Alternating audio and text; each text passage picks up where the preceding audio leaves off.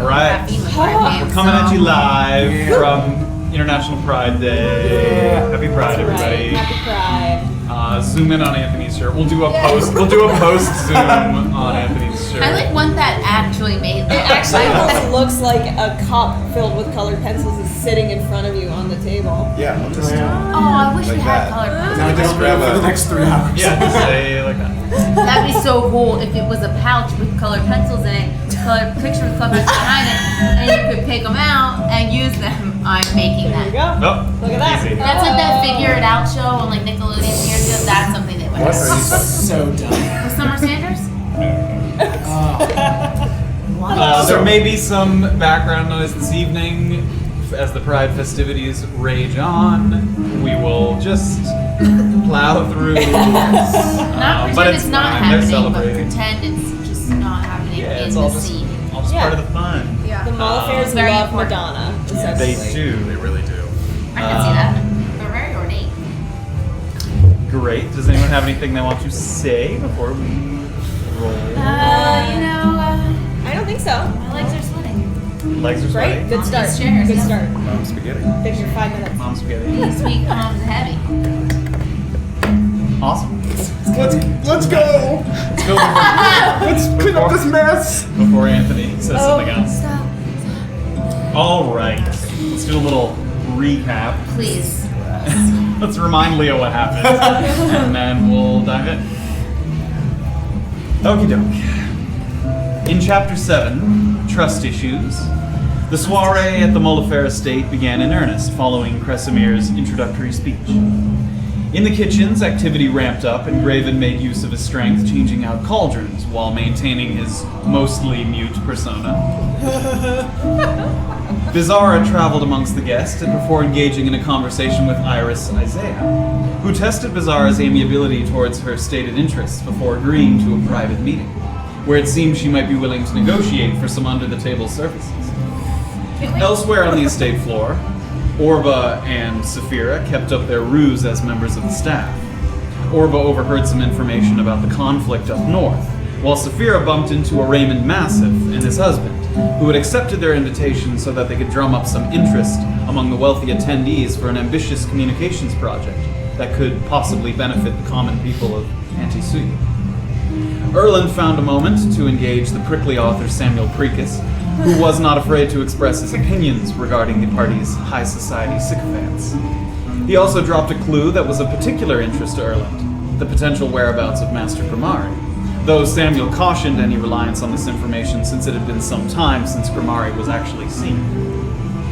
Needing some help in the basement to bring up additional barrels of wine, one of the kitchen hands recruited the help of Orba and Graven, who were led to an isolated storage cellar for what seemed like a routine task, until Graven spotted the withered visage of Winston Muldoon, the suspicious merchant from the festival of Umaso, days prior. Before anybody could react, a dispelled illusion revealed several of the kitchen staff to be vicious gnolls in disguise, and Graven and Orba were thrust into combat. Back up in the drawing room, Erland was intercepted by an elegant tiefling who revealed himself to be Armand Valier. But his unwillingness to discuss any sensitive topics under the watchful eyes of Mr. Mullifaire's guards led him to suggest a private meeting in a downstairs lounge that was only accessible with a secret code word. Armand also pressed Erland to bring along any associates he might have, hinting towards a certain half-elf and a certain halfling that he did not recognize from tasting years prior.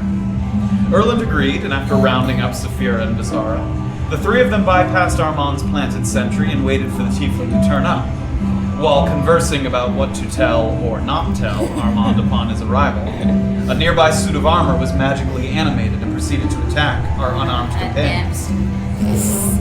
Battles commenced on both sides of the estate, Orba and Graven using spells to repel the advancing gnolls, while the others struggled to make a dent in the enchanted plate mail. Magic proved to be enough to fell the beasts in the wine cellar, though Winston escaped, using a potion of diminution to slip through a sturdy iron gate. Quite a mess was left in the surrounding area. And just as it seemed that Erland, Safira, and Beezaura had found the key to defeating their foe, it fell limp to the floor with a clattering noise. In the quiet aftermath, Safira heard footsteps coming from the stairwell, and Beezaura flung the door open, to reveal Armand standing in waiting. What would Orba and Graven do to hide their involvement in the violence that had transpired? What kind of game was Armand playing with his booby-trapped private lounge? And who else would be added to Safira's shit list? We find out now on Chapter 8 of A Peek Beneath the Veil. Alright. Wow. Ooh. Thank goodness I'm not supposed to know anything else that's going on. All you have to keep track of is yourself. It's Right. the beauty of it. I'm stressed. Beezaura stands in the doorway, Oh golly. remembering every detail, I know it all. breathing somewhat labored, but otherwise unscathed from the fight. And behind her sit Erland and Safira, calmly waiting amongst the debris, splintered wood and chunks of marble scattered around the room. The limp suit of armor doubled over with a few extra dents than it had before. Armand looks at Beezaura. I see you've met my pet. May I? And he gestures to the room. It's your lounge, isn't it? And he nods. And he begins to step in. And he walks kind of slowly past the suit of armor lying on the floor. The Admiral is a useful tool in my line of work. It is often paramount for me to determine what kind of people I am dealing with. You didn't run screaming up the stairs, so you are not mere plebeians. You did not attempt to dispel the animation, so you are not wielders of magic. And you use pieces of art, and he picks up sort of a piece of one of the statues that is cracked and crumbled. Pieces of art as makeshift weaponry. So you either do not fear or do not know Mr. Mullifair. And he sort of places it on a shelf, a piece. You are muscle. But whose? That is to be determined. And he picks up one of the sort of overturned chairs from the fight, and he sets it down, and he pulls his robe underneath, and he sits. So, what questions can I answer for you? Should we just cut right to the chase? By all means. Erland? I don't like being deceived, Tiefling. I don't like being told I'm going into a meeting and then walking into an ambush. Well, Erland, I like to know who I'm dealing with. And upstairs, I believe you told me the name Jamie Foltash. Yes. My name is Jamie Foltash. I only met this halfling a day or two ago and lied to her and told her my name was Erland. Seems that way. I don't know who to trust either, mate. Right, so if you know everything, then what do you want from us? Nothing as of yet. Perhaps you can tell me what you're doing here, and maybe I can fill in a few blanks. Perhaps we could start with the names of the people I don't know. Beezaura, you said? Beezaura. And Not sure I'm interested in giving her my name. alright. We'll start with that. We know each other not as well as you think, friend. I feel like you've made a lot of assumptions coming into this. Some of which are perhaps true, others of which are certainly not. You don't know each other well, but you did arrive together, is that correct? We arrived together. I believe you saw her working as a sommelier. I believe so. What's your line of work, huh? Do you not know who I am?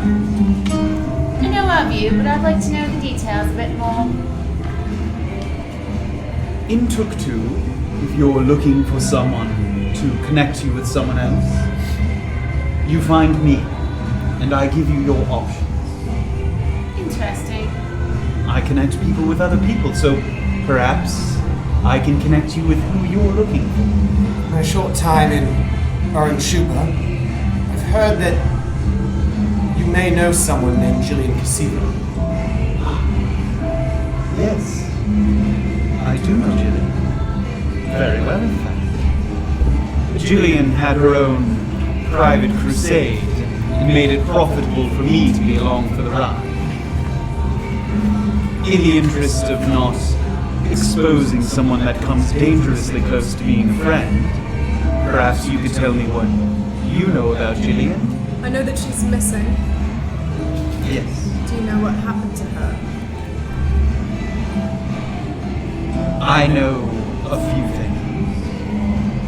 Why are you looking for Jillian? We're working with her at the moment. Working with her how?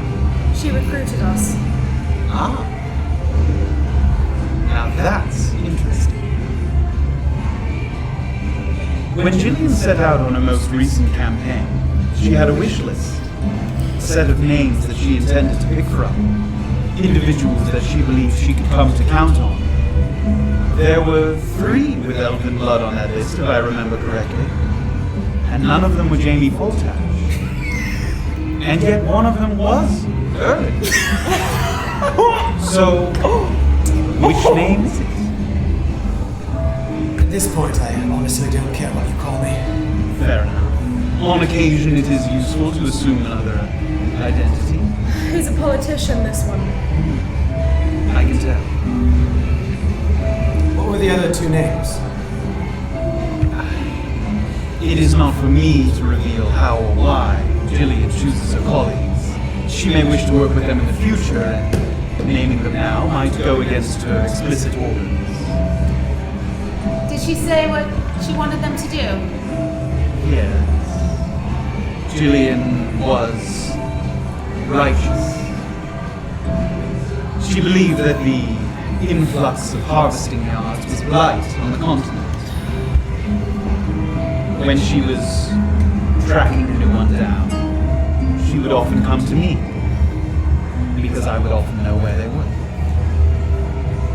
And how did you come to know where they were? Well, I work occasionally with the Gentle Orb. Not for them, but with them.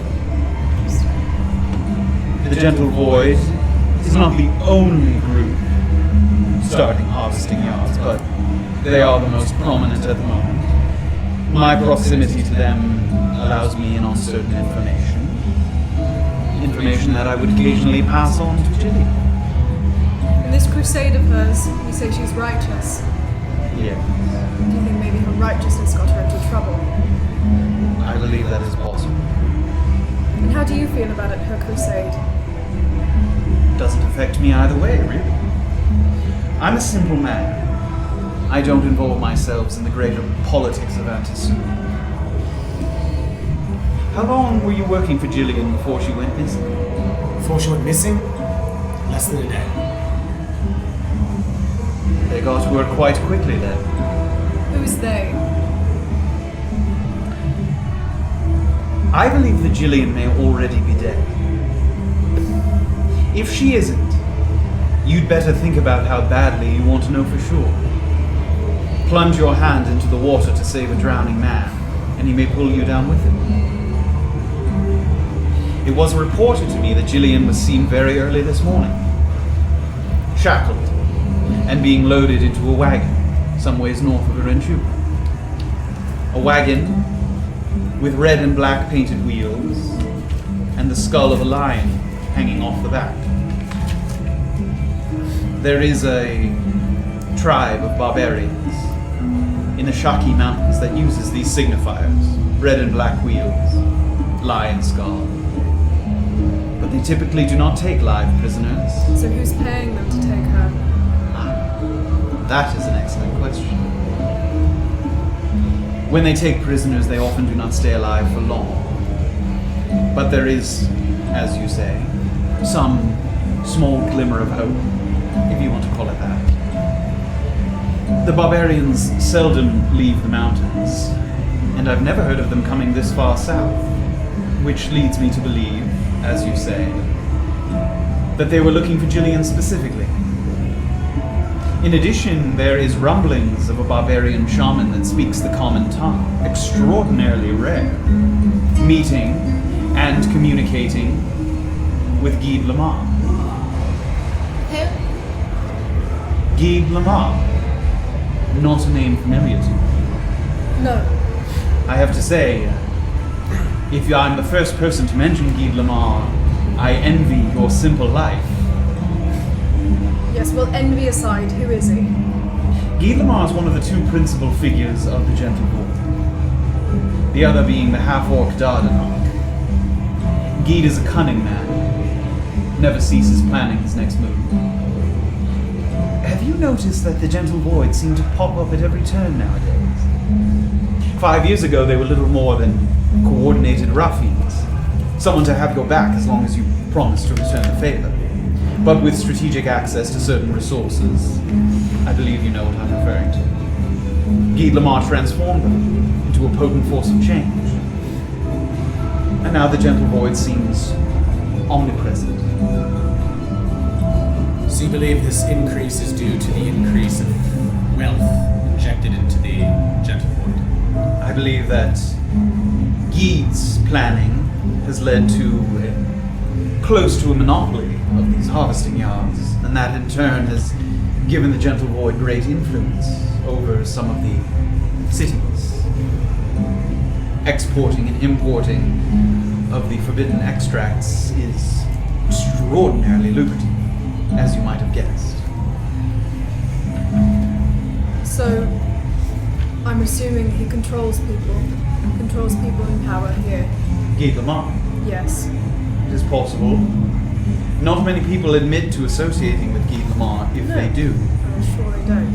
he tries not to find himself out in the open very often. But you seem like a knowledgeable man. I am. Particularly in matters of Tuktu. You're familiar with General Polnick? I am. Is he familiar with Guy Lamar? Is he familiar with Guy Lamar? Well, is he controlled by him? I couldn't say for certain, but if I had to guess, no. I think that most of the hatred surrounding Polnick comes from the fact that he's rather stubborn and often cannot be controlled. Where did you say Jillian was last seen? North of Erenchuba,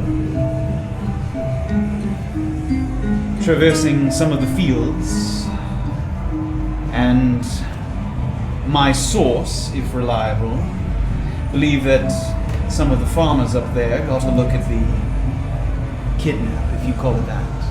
I haven't had a chance to verify this information as it happened very recently, but I suppose if you were looking for more information, you could start there. These barbarians, how stupid would one have to be to start a fight with them? To start a fight head on, I would hope you'd have a small army to do such a thing. They are not great in numbers, perhaps a couple hundred, but, A couple hundred people have captured Jillian. well, not at the wagon, in the mountains. Right. My mistake, I thought you were referring to the barbarians as a whole. No, I mean the ones that are holding our friend Jillian. If she was last seen in a carriage, presumably on the way to the mountains, would she already be at the mountains by now?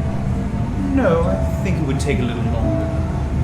Perhaps another day, perhaps another day and a half, at a quick pace. And Jillian, a friend of yours, you're not interested in helping. Not interested In helping her. helping Jillian. She's a friend of yours. She is, but I have not the resources, physically and militarily, to assist her in this kind of mission. What happened when you split ways with Jillian? We were traveling to Erenchuba and were ambushed by gnolls, Undead gnolls. undead gnolls, and traced the gnoll attack seemingly to a small encampment nearby. And that's essentially all we know. Jillian took off on a horse. She told us to meet her at the dancing clan. She never came. I imagine she tracked the gnolls, attempting to find the source. Did you ever find the source of the gnoll? No. And I have to say, just out of curiosity, there were no halflings on her list. How did you come to work for her? That's a story. Is it? I love stories. The way I came about is not really important, but I would like to discuss with you about other things that I'm dealing with here. I've given you quite a bit of information. Perhaps you could indulge me. Aside from the Jillian issue, I've come on my own accord. Have you? A separate mission. Indeed. And what might that be? How much information do you know about the guests here at this party? A good bit, I would say. Not all of them are from Tuktu, where my expertise lies, but I do know, generally, about quite a lot. You say you keep to yourself most times. I try to, unless the need is called for. Well, I'm in search for something. Are you? A few things. And I need to talk to the right people to get them. Possibly make some dealings with them. Is there anybody you recommend that has power? Just about everyone at this party has some modicum of power. Perhaps you could be a slight bit more specific, and I can point you in the right direction.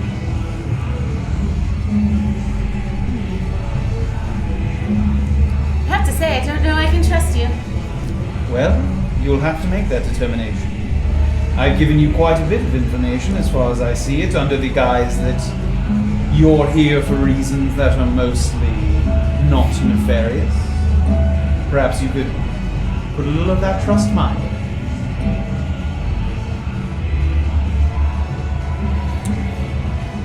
There are certain pieces of the puzzle that I need to fill, and I possibly need to exchange some deeds for them.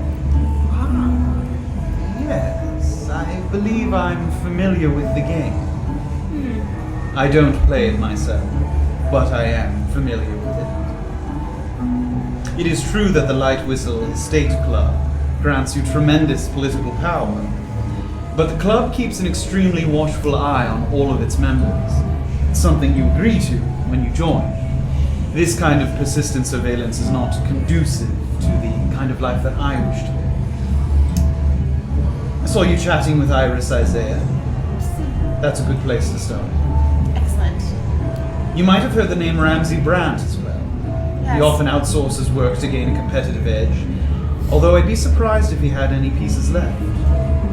From what I understand, he cashed in quite a few favors to make sure he was Mr. Mollifair's sole point man on their acquisition of property up north, and that isn't going as smoothly as they'd hoped. If you're staying in Urinchuka, you might also try Michael Ainsley at his healer's hut in Songanon. Where? Songanon, the district. Mr. Ainsley left the club some time ago, and has been selling off pieces to make sure he can provide his services at a discount to those who need it. Admirable, but unsustainable. You could see if he has anything left. Members of this club, the Light Whistle Estate Club, Yes. is there a way to recognize them?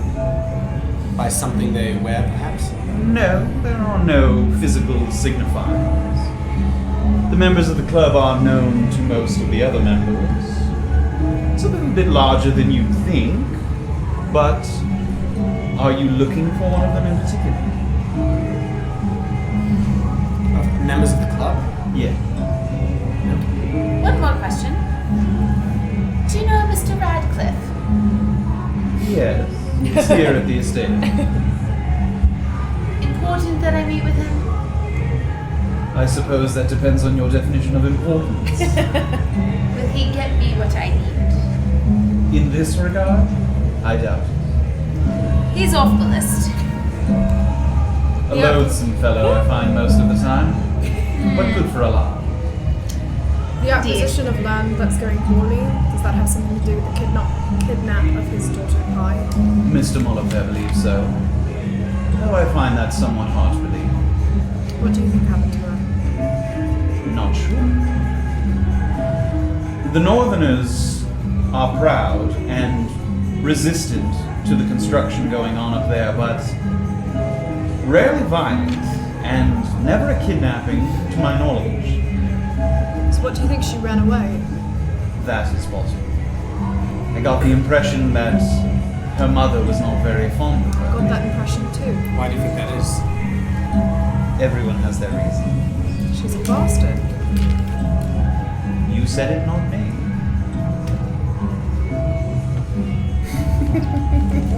Jillian's latest conquest. Do you know where she was planning on heading? Where do you know where these sites were? I believe between the Sharky Mountains and Mukmu, the harvesting yard was set to begin construction. Early stages. I got the impression that Jillian was merely doing reconnaissance at this point. What did she want? In regards to... She wanted to dismantle the... She wanted to dismantle.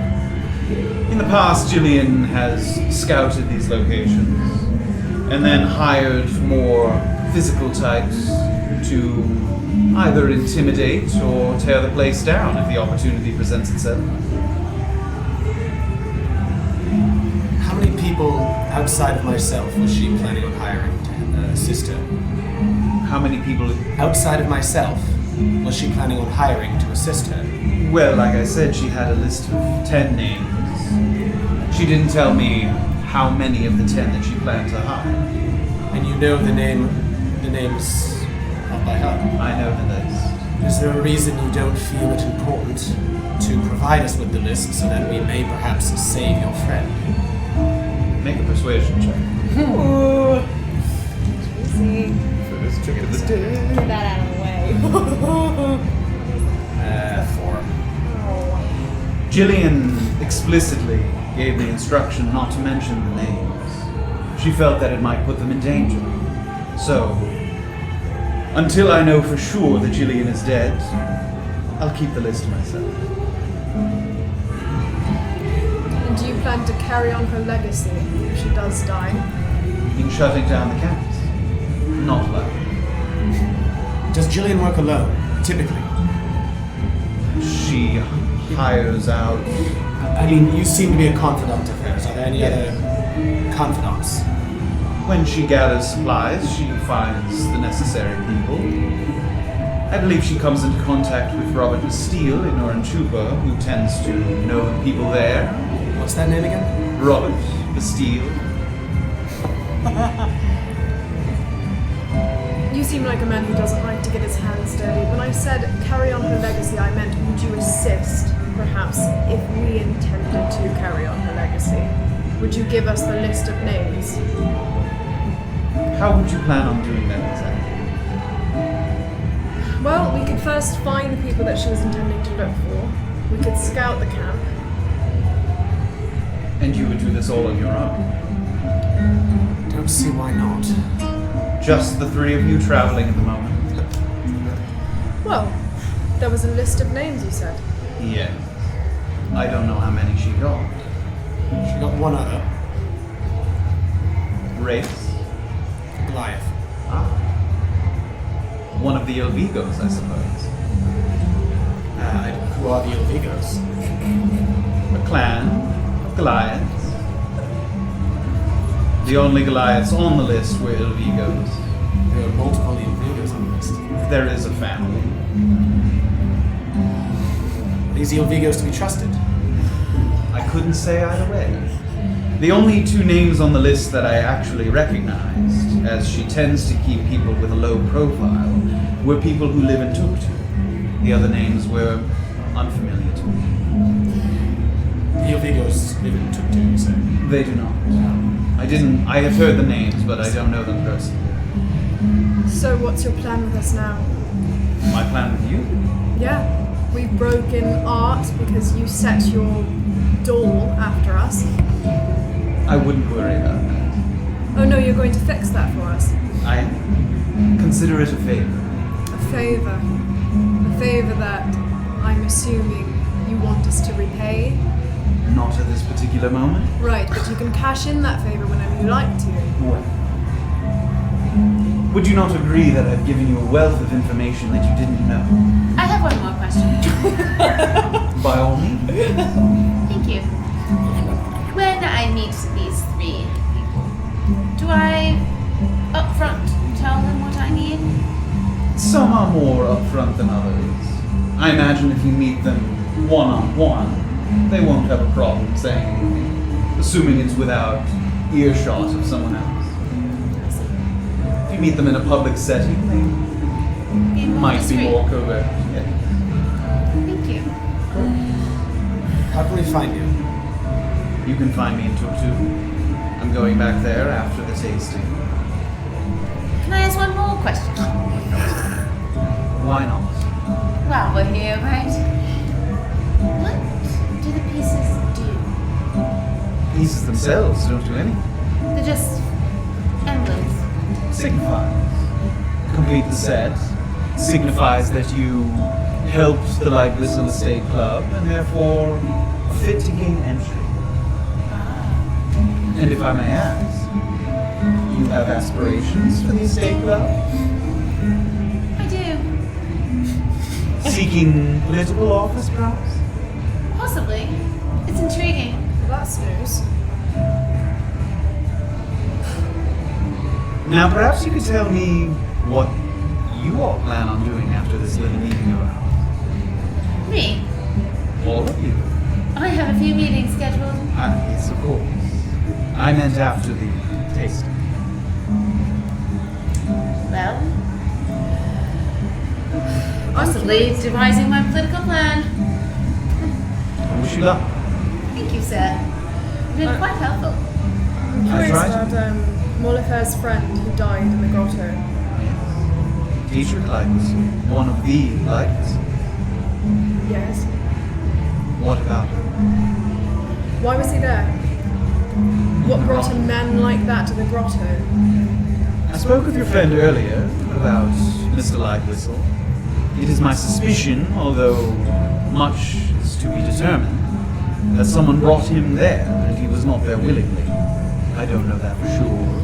But as you said, not a place where you typically find a man like Dietrich Lightwhistle. No. I can't help but notice you're dodging my question. I'm not sure what we're going to do after this.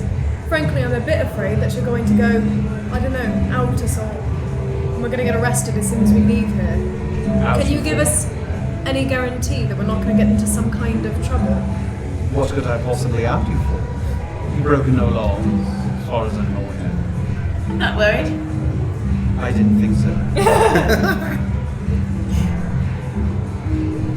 You've asked about Gillian. What do you plan to We don't know yet. do? Good answer. Why us? There are how many people in this continent? She narrows it down to a list of 10. That's correct. Why us? I believe Gillian saw potential in certain people. She may have been aware of you or watching you longer than you thought. She's very thorough. That's a comforting word. She works sort of individually as... Does she? What are her affiliations? Why does she do what she does? Gillian was an operative during the War of Giants. Is that a name familiar to you? Yes. Operatives worked independently for both sides, essentially mercenaries, but their orders could never be explicitly violent. And the title was only officially bestowed by a select few, by the Shade Assembly out of Finlock Forest. It was razed to the ground by Emperor Pachacamic during the war, believing it to be a safe haven for rebels, which it was not, but he was prone to overreaction. After the war, she was hired to keep an eye on a particularly dangerous warlock named Roosevelt Floret, believed to be deceased now as well. But that mission introduced her to the first harvesting yard that she saw. I don't know why she made it her mission, but presumably she was horrified by what she saw. The harvesting yards like I said, are not run by any one particular entity. But the Gentle Void has made a career out of owning and operating them. That's where I came in. And that is the story as I know it. Why was she horrified by them? Have you ever been to one? Have you ever heard of what happens there? Not in full detail. Even the slight details are rather awful. It really depends on what you think of myconids as a species. Are they humanoids to you?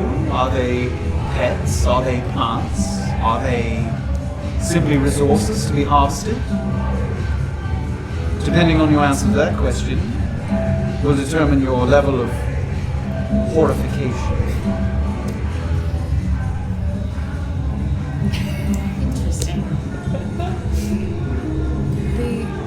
What's being harvested?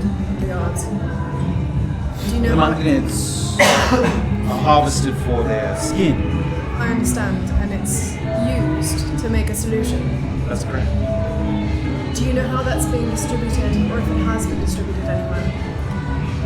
It is not officially legal in any place at the No, moment. I'm aware. So, it is done usually with a cloak of shadow, merely to avoid any kind of unsavory implications and associations. But the selling and buying of it is not prohibited as of yet. We believe we're being followed or watched in some way. Makes deciding our next move, as you asked, rather difficult. I can imagine. Your association with Jillian, presuming my information is correct, puts you in a bit of a tight spot, I'm sure you'd agree. Between the Gentle Void and who? No, between you and Guy Lamar, or you and the Barbarians. They captured Jillian, guilt by association, I suppose, unless you've managed to remain unseen for the most part. What do you recommend we do next? How much do you care about Jillian? Let me rephrase. How much do you care about finding her? I care about the amount of money I was offered. I understand. And you? I care about the money as well. To be honest, Please do. I can very much go without. Without finding Jillian at all. Yes. I believe that somehow. Good. You should, because it's true. Yeah. You could go to the mountains. Or you could attempt to make haste and track down the carriage before it reaches the barbarian camp. Well, that seems like the smarter option. Depends on how good you are to sneaking into places, I suppose. Yeah, well, If you come after the wagon, they're likely to see you coming quite a wise away. right. How long does it take to get from where Jillian was last seen to the mountains? At a quick pace, a day and a half, maybe 2 days. If they're taking their time, you might have closer to 3. I don't know what they plan to do with her, so I can't say in what kind of rush they're in. I can't help but notice your frustration, Harper. What is it exactly that perturbs you? I don't like owing favors to people I don't know. You are officially absolved, then. You're absolving me. I am. Why? In the hopes that you might open up a little bit and tell me exactly what it is you have in mind and what stakes you have. The money is good, no doubt. But Jillian also tends to target people who have some extra investment. I don't like it. I don't like what they're doing at the camps, and I don't like the idea. It's powerful. It's too much power. And I don't believe that anyone should have that much power. And a held by some. I've encountered it. Have you? Yes. I've seen people who've taken the serum. I've seen what it does. And when you saw it, it didn't tempt you just a little bit what it could do? Yeah, I suppose I can understand the temptation. But I think I imagined an army of people with that amount of strength and the damage that they could do. It's wrong. And if everyone had access to it? A great equalizer, no? Yeah, it's wrong the way it's harvested too. The whole thing, everything about it is wrong. And perhaps that's enough. Is that not enough for you? Perhaps that is enough. So, is there any other questions I can answer before we rejoin the festivities? Is this the only place we can ever talk to you in? This room? Yes. Like if I saw you upstairs, I could come over? Can. I can't promise that I'd be willing to answer questions so openly and honestly. Of course. For some reason, I feel like I trust you. For some reason I feel like I trust you as well. Seems like you're fairly forthright. But Very who am much I to so. say? I believe you're right. If we were to fight alongside an Il Vigo, you say that would be to be trusted. They would be trustworthy. The Elvigos have a long history of hunting. They have a long history of combat and battle. I suppose if they had a good reason to fight alongside you, there'd be no reason to distrust them. For what it's worth, I trust him. You trust Our Il Vigo. which Elvigo did you find? Say some names and we'll tell you when you say. Oh. As I said, the list only had 2 Elvigos on it, so I'm not going to play a 50-50 guessing game. And that's not important to you. Which one it is? Yes. Just of interest, I suppose. You said that you felt like you were being watched. In what way do you feel that? People seem to know where we're staying, where we're going. You are staying in Orba. Yes. Staying in one of the inns. Yes. Which one? The dancing clown. And did you book the rooms, or were they provided for? No, they were provided Provided by Jillian. And you feel like you're being watched there? Yes. Perhaps not a coincidence that the rooms that you did not book are being watched? No, certainly not. We're not sure who's watching us. How did you feel that these eyes were on you? In what Received manner does it present A itself? message. Received a message. Yeah. Addressed to the room that Addressed you did not book. to the room that we didn't book, yes. Did it occur to you, perhaps, that the message was not intended for you? Oh, it was intended for us. Was it? Yes. And you're sure of that? Very. It seemed pertinent to us, yes. Something that wouldn't be pertinent to Jillian? Well, I don't believe so. Fair enough. could have been. You received a threat. Or a warning, hard to say. In what form did this warning take? The phrase was, "They are watching." The letter that was sent to you said they are watching. Yes. Suspicious, no doubt. Does make one feel like you're being watched. I can see how that would be the case. Yeah. I can't say that I have any real guesses as to who that might be. It could be a manner of people. Anyone associated with the Gentle Void that Guy Lamar trusts could have passed on your names if he knew you were associated with If Jillian. the Gentle Void was interested in us, wouldn't they have just captured us by now? They have a considerable amount of power.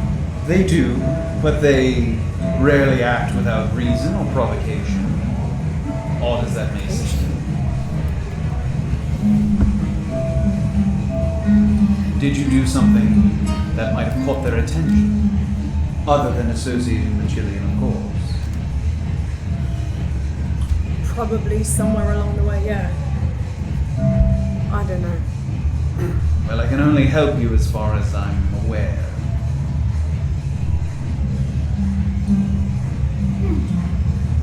These attacks in Brickrock, do you think they have anything to do with the Gentle Void and frankly what Jillian was doing? There were undead in Brickrock, yes? Yes. And it reached my ears about the Festival of Omasu.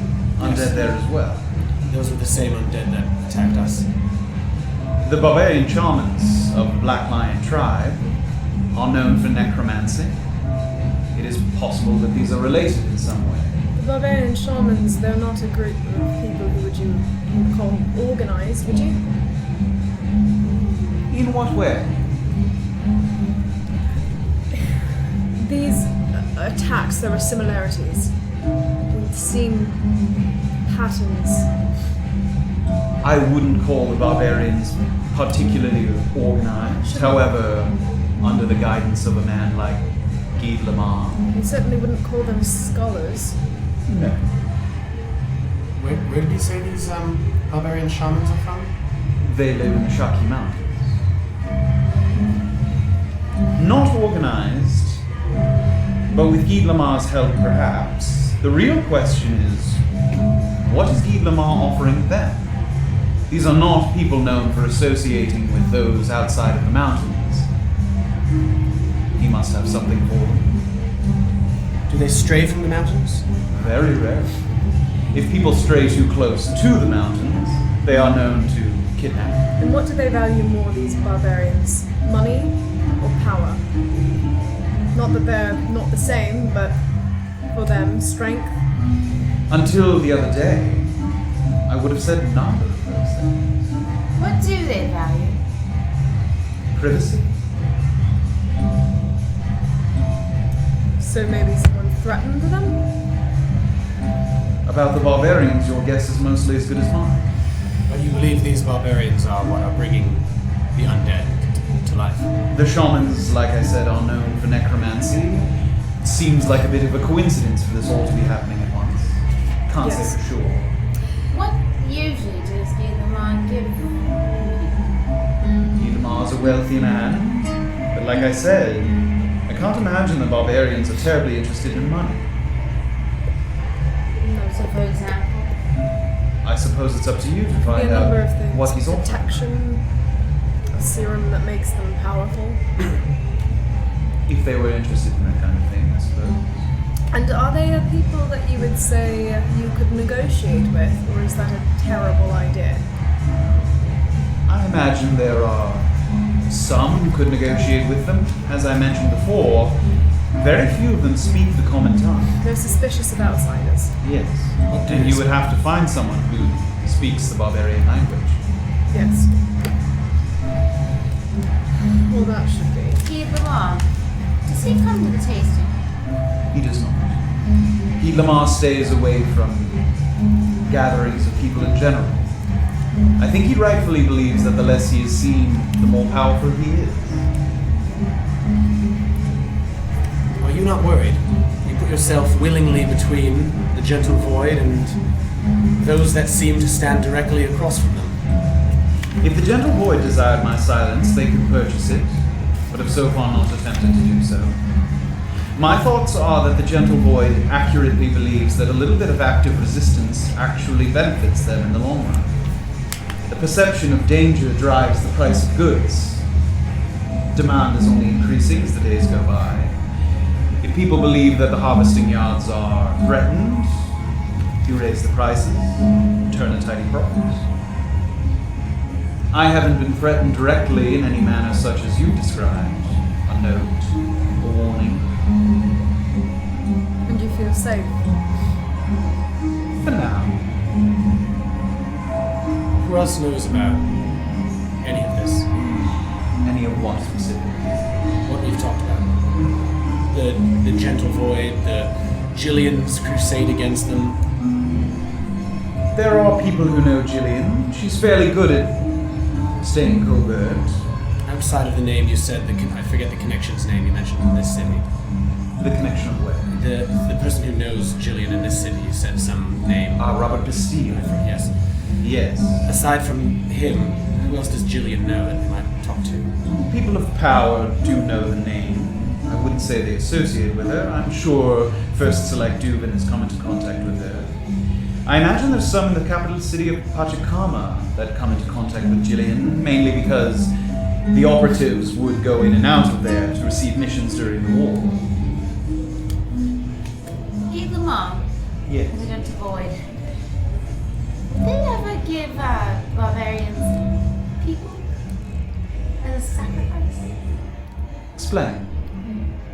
I just know that they are known to have lists of people who have wronged them.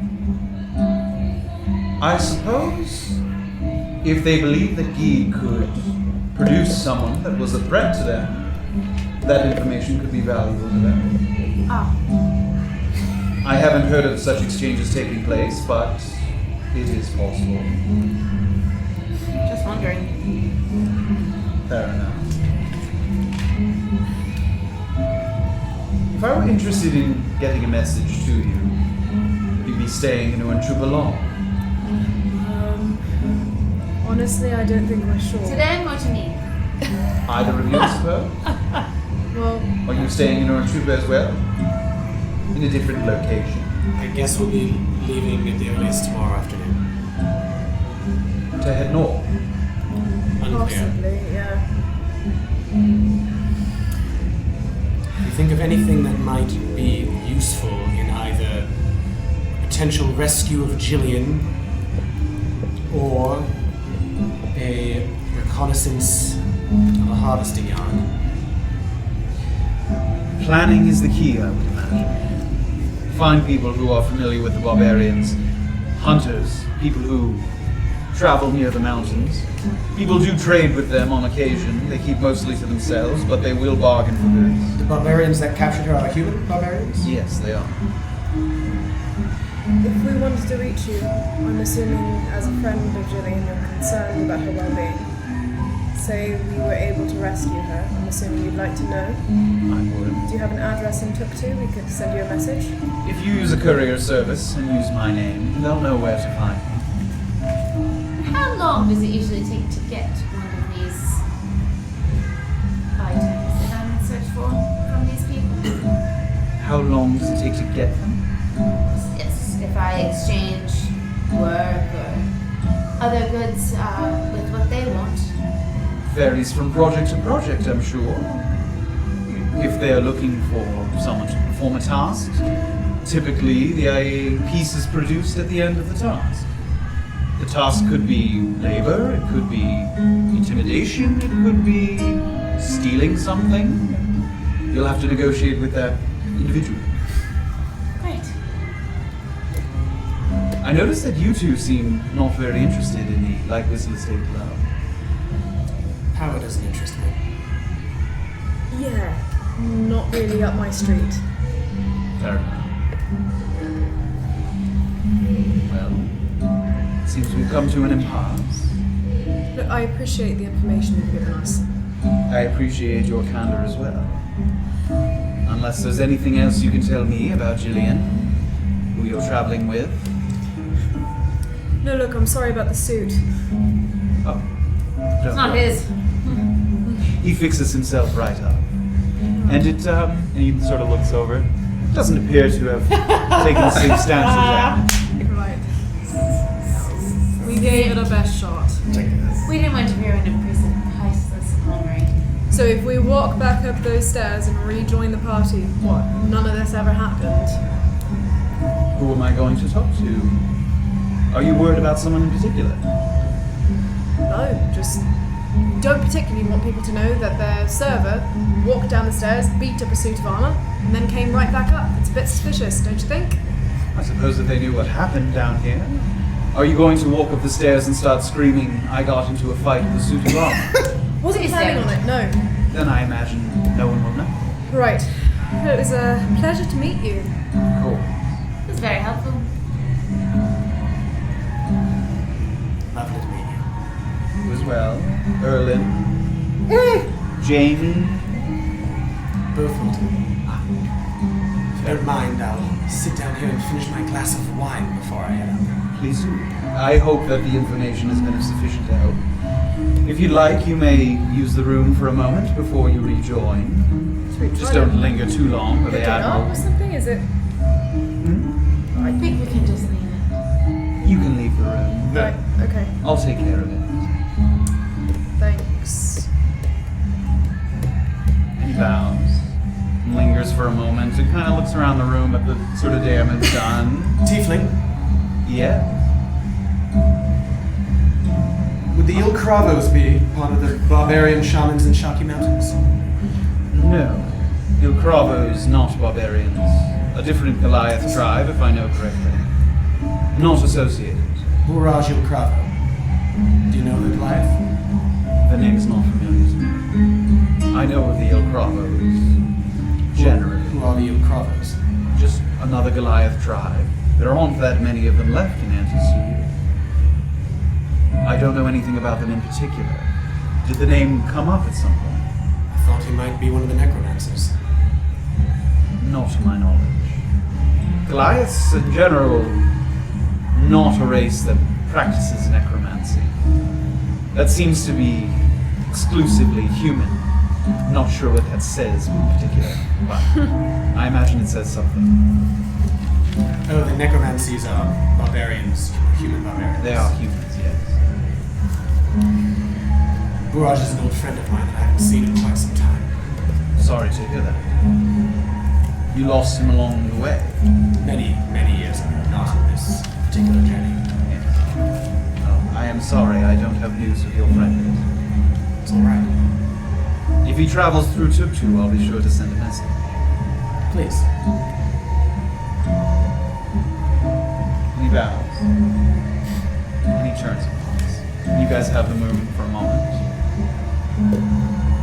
Take a big sip of wine. I have a meeting to get to. I've already set up one with Iris. We'll see you up there then. Okay. I guess I'm going. And I'm kind Bye. Do you head upstairs? Yeah, I gotta go. Sure.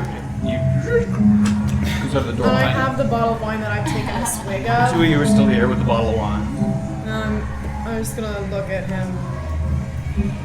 I guess I'm just gonna go back upstairs and hope that no one kills me. Alright. I don't know what we should do next, but alright. Yeah.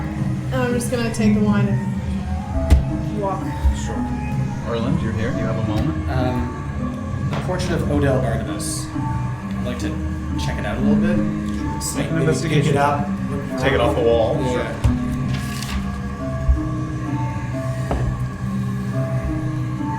16. 16. You take the picture off the wall, and written behind it, scrawl GGG Oh! P216. P216. And does it look like it is? Does it look as if that writing is from when the like it's the same age as the rest of the portrait, or does it seem like newer or scrawled in a sort of different It's way? if you touch it, like it's not wet, no ink rubs off in your hand or anything. It seems like it's been there at least for some time. It wasn't written there super recently. It's hard to tell. And It's not particularly faded. It doesn't seem like it's very, very old. Okay. And it's and that's like directly on the, so like if it's a frame, right, like that's directly on the back, right? There's nothing to like. It's like, on the not like wall. It's not on the painting. Oh, it's on the yeah, wall. you took the painting off the wall Oh. and scrawled on the wall, and the painting's been put over. How many other pictures are on the wall? I Just think the there other one of the There was the kings? one of the kings. Yeah. Can I take that one off the wall as Sure, well? you do. There's nothing behind it. You don't find it. Great. And there's nothing on the portrait itself that is Nothing that noteworthy catches in your a eye. particular way? Okay, I'm gonna put the painting back up. Put it back. And the wood, there was a wooden flute of some sort, you said, right? Yeah, there was an instrument. Pipe. There was a pipe as well. Yeah. there's a Yeah, couple I'd like pieces. to take a closer look at the artifacts that feel particularly like that were on display in a particularly specific way. Sure, there are no like plaques or anything, so they're not. There's no names or like. You don't recognize it. Are you looking for something more than? Okay, we'll come back to that in a second. Then the door that seemed to have been filled in. Yeah, there's a door shape sort of filled in. Yeah. Can I sort of feel for a breeze to see if there's a hole or anything like that? Sure. You run your hand kind of along the inside, and it seems sealed pretty tight. All right. Can I give it? I want to give it a knock. I want to give it a knock, or even pick up a stone to see if it's sort of a hollower brick than the rest of the wall. Yeah. How hard do you want to hit it? Loud enough that I can. You know, like if you knock on a solid brick wall, it's one sound versus like a solid. Sure. It's stone. It's not even brick. Okay. It's like stone. Yeah. I want to. What's the heaviest thing in the room? Probably like some of the Actually, marble statues. yeah. How about the suit of armor? Did part of it fall off? I mean, yeah. It's right now. It's limp on the ground. So there's the helmet, the gauntlets. And Would you that take a be piece of it. sizably heavy and Sure. Yeah. Great. I'd like to hit the wall as hard as I can with. Sure, you pick it up and it makes a pretty loud noise, but the helmet had a hollow ring to it, but it doesn't seem the wall budges. It doesn't budge at all, and it doesn't seem like there's a hollow behind it. So it's either very thick or. And there's nothing in the room that seems that it could blast. Like none of the artifacts seem like it could unlock anything. You want to stay here and pick everything up? No, the like important ones, like the frame, like the Sure. the Erland goes around the room. He picks a little high, picks up the. Nothing triggers any kind of effect. Doesn't take cool down. All right then. I want to make sure I put the painting back up in front of the GGG. Yeah. And Take a moment to make sure that yeah. sort of. Step back. Go back. Sure. What do you say it was a pipe? Is that what was? Yeah, there's a number of items. okay. I mean, Does there's that have a couple old instruments. There's a collection of marbles and shells as well. Yep, that there's marbles seem and shells. noteworthy to me, or like jog any sort of memory of anything. No, you take a look and I mean they're pretty. Sure. But they don't. There isn't anything on them that would signify them something. Great. Then I sort of give the room a once over and head back upstairs. Great. Start to walk back up the stairs. And we're gonna go over to Oh, you guys are still here? For now. the other side of the estate.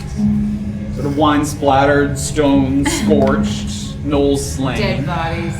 Orba and Graven stand in the aftermath of the fight, debating what to do next. Okay, You seem nervous. I'm so nervous. It's going to be all right. Okay.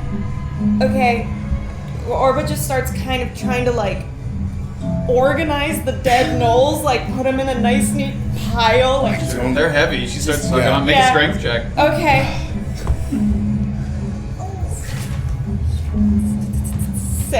6. I mean, you're pulling them. It's taken a while. Maybe if it doesn't look so bad, they won't be as mad. Orba, I don't think that we're going to be able to do anything. You pull one and like a blood stain like Oh, across the floor. Let's just leave it be. Okay. I think it more important that we get out of here. Okay. We cannot survive another fight, and we do not know if Winston had any associates anywhere here. You're right. Okay. Who did we meet upstairs? There is one person upstairs who knows that I speak. One of the cooks. Oh, okay. It shouldn't be a problem, but is there anyone else that we could approach? The only one I can think of is the man who greeted us, who made you pick up cheese and gave me a plate. He was very short. What was like of speech? He wasn't. Yeah. He was a small man. Everyone is small to me. Terse. But Yes. terse then. Terse. That just came to me. The word just came to me. Terse. I mean, he might be shrewd enough to, if I went upstairs looking not super crazy, if I could just like get his attention quietly, maybe he'll come downstairs. Do we want that? I don't want to come back here with him. I'd much rather leave. We can warn him about what happened and say I've got blood on me. Yes. I'm not hurt terribly, but we could say we need to get me to a healer Yes. and just advise him that there were gnolls in the basement. We good luck. Yes. But we've got to go. But I feel like he might appreciate some discretion so that the kitchen staff isn't all a hubbub. You're right. We don't want to start a panic. Yes. Okay. Both of you could make perception checks. Oh for me. boy. Oh boy.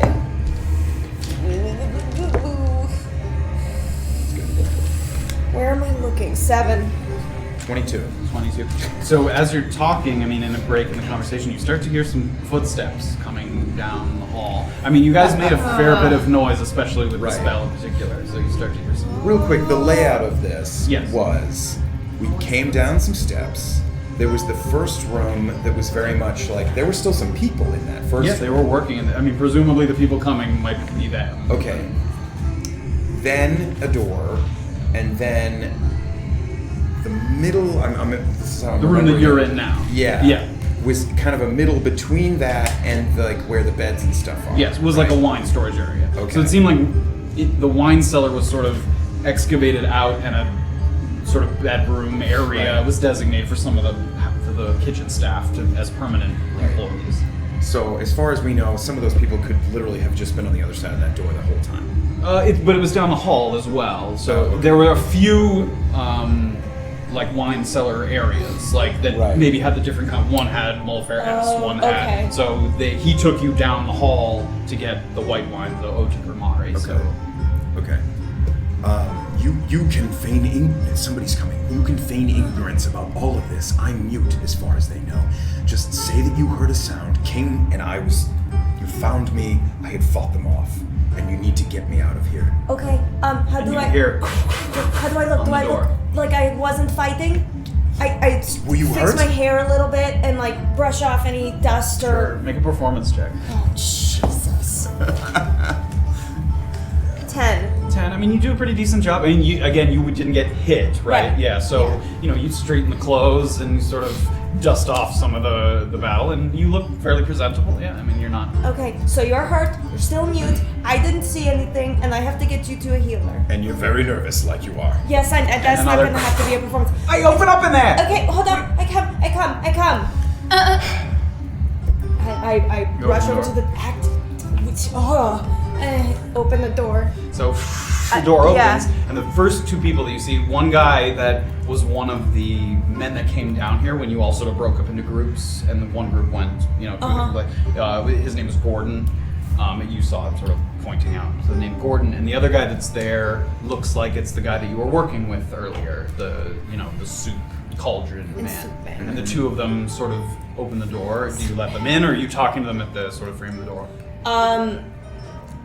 Yeah, Orba swings the door wide open and says, "Oh my goodness, thank God you're here. There's been a terrible thing. I need your help."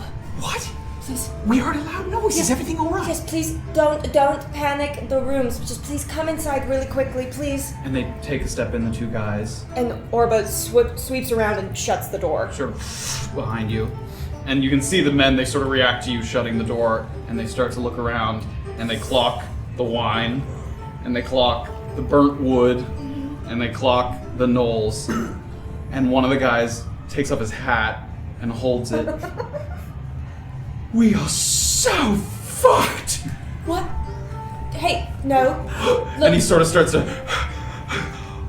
hey, is this Gordon or the soup man? Yeah, Gordon. The Gordon. soup man's kind of like standing there in shock, sort of surveying the things around him. Gordon, look at me. Look at me. Okay, this is what happened. I heard the noise and I came down and my mute friend was battling all of these gnolls and he defeated them, but he's very hurt and I need to get him to a healer now. Gnolls? Where did the gnolls come from? I don't know. I just came down and there were gnolls and I don't understand. And he another, can't- like, pounding Oh, on the for door. God's sake. And Gordon runs over and he Gordon, sort of keep it- slightly opens the door and he's talking to the people outside. Oh, it's a wine barrel. The pressure built up and it all mixed and it sort of made a boot. Don't worry about it. And he shuts the door sort of in their face. Well done, Gordon. What are you doing down here? I didn't do anything. I came down, he was fighting gnolls, and he saved me because he finished off the last of them before they could get to me. I don't know what happened because he doesn't speak. I just need to get him to a healer, please. And the guy who worked with him at the cauldron, he sort of... That guy speaks. You speak? Wait, Did I learn his name? I'm sorry. What was his name? I don't think you ever did. Okay, that's what I thought. Google. Orba goes over to Google quietly. Oh my god. And he's kind of like rocking. Gordon, just Google. Can you tell me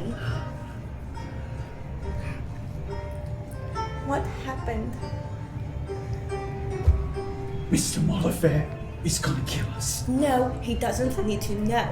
What? Doesn't he do? No! Yes.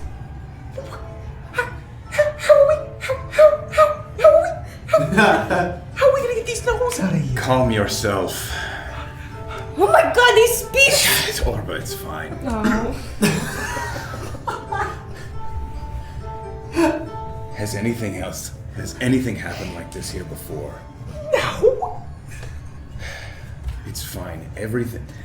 They're all either dead. They're all dead. Oh, good, a bunch of dead gnolls. That's perfect. Hey, it's better than a lot of live ones. Trust me. Okay, if you say so. You are the only two that know that I speak here. Okay. Which is, I can tell, is not as surprising as these dead gnolls. Yeah. Okay. My friend and I would like to leave this place. You want me to cover for you? Well, you just run away. Leave Gordon with a bunch of dead gnolls. You don't have to make any explanations either. But that's people. They saw me come in Well, here. that's your own fault, isn't it? My own fault. You killed the gnolls. It was them or me. I believe you, but it doesn't fix the gnolls. Gnolls don't just appear. Who lives down here? What is the who? The permanent kitchen staff. You're not permanent kitchen staff. No, I would like to be, but that's gone now. Streams are. Who was manning this station? Who else was down here? Some of the other wine. I don't. What names? You don't know any names? I'm not a permanent staff. Who's There's so in- many new who's in- people. I don't know who you are. Who's in charge? Of the staff? Yes. Well, that would be, let me get his name so I don't get it wrong. Laku. Laku's the chef. The guy who talked to you when you first came. Yeah. And then there's the captain of the guard, if you're looking for really in charge. Or Mr. Molifair, if you're looking for really in charge. No, I don't think we need to go quite so high up, thank you. Who are you telling about this? Who did you just talk to outside the door? Do you know them? Yeah. Is it? Who is it? Dominic? Does that help you? It would be best to keep this contained, don't you think? Yes. What are the odds that us four, if we work together, because there's a little bit on the line here, can get rid of these gnolls discreetly, clean up a bit of this wine, and Mr. Molifair doesn't need to know? Where are we getting rid of these gnolls? There's no other way out of here. You've got plenty of wine barrels, how about we empty a couple? And put the gnolls in the wine barrels. Do you have a better idea, Gordon? Yes, my friend is very strong, he could take them outside. We tell the captain of the guard and hope that he doesn't kill us. That I sounds like her idea better. If we get caught with a gnoll in a wine barrel, they'll kill us on the spot. When you take this barrel of gnoll upstairs and they say, "Oh good, barrel of wine, stop pouring it," what are you gonna do? Pour out the gnoll? Gordon, you're not helping. I like my idea better than yours.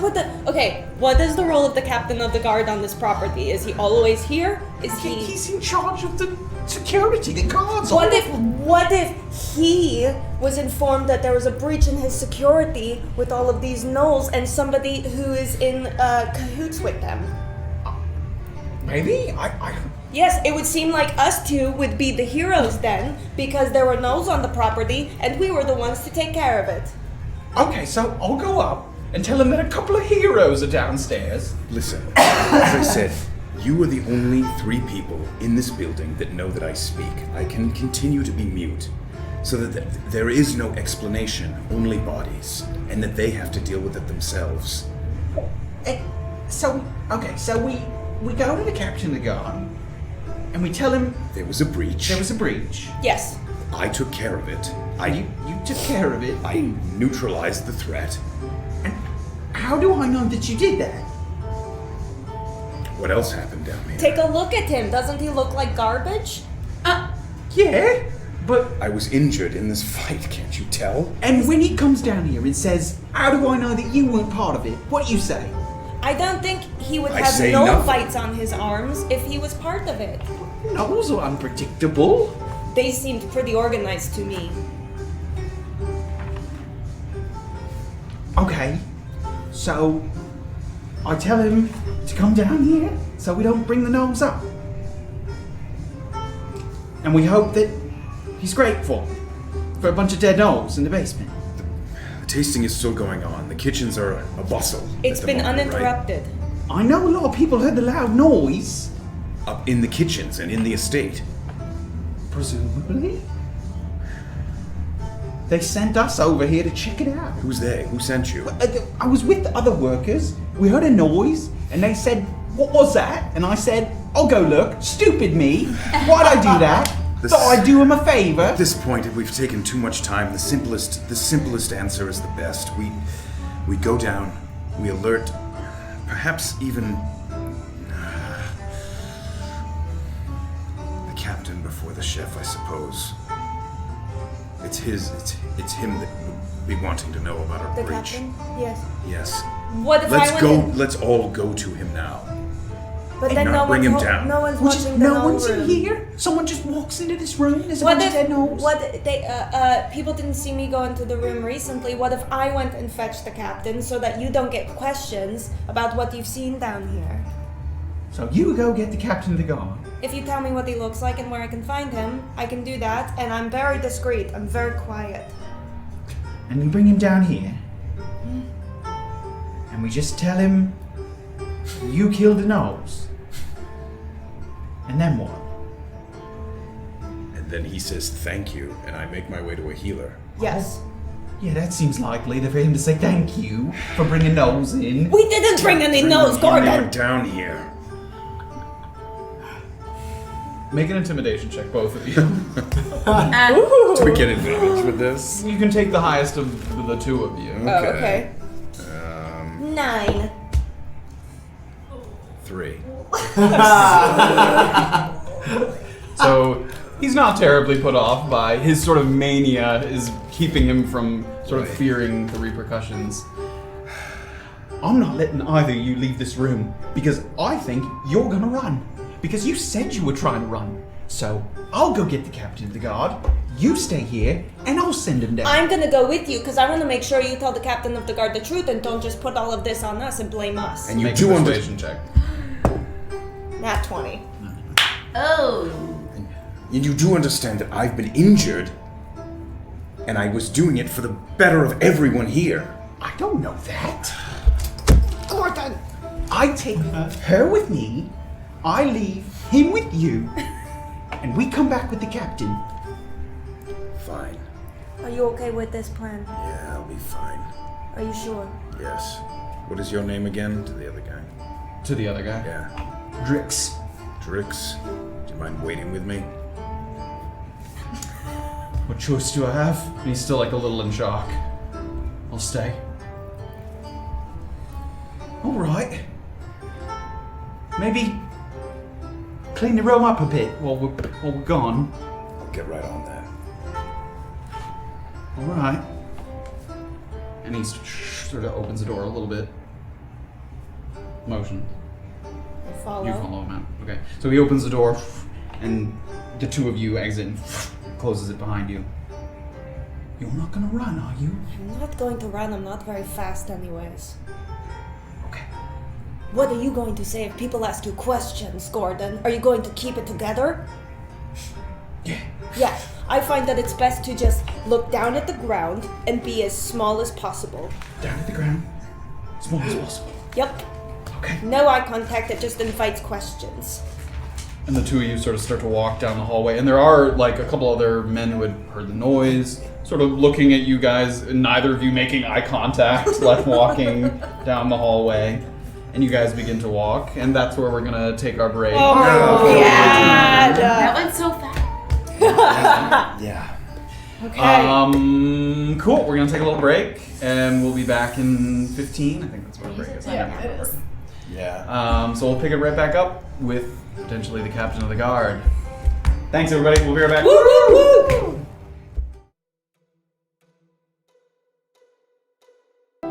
All right. Oh my god. All I'm right. stressed.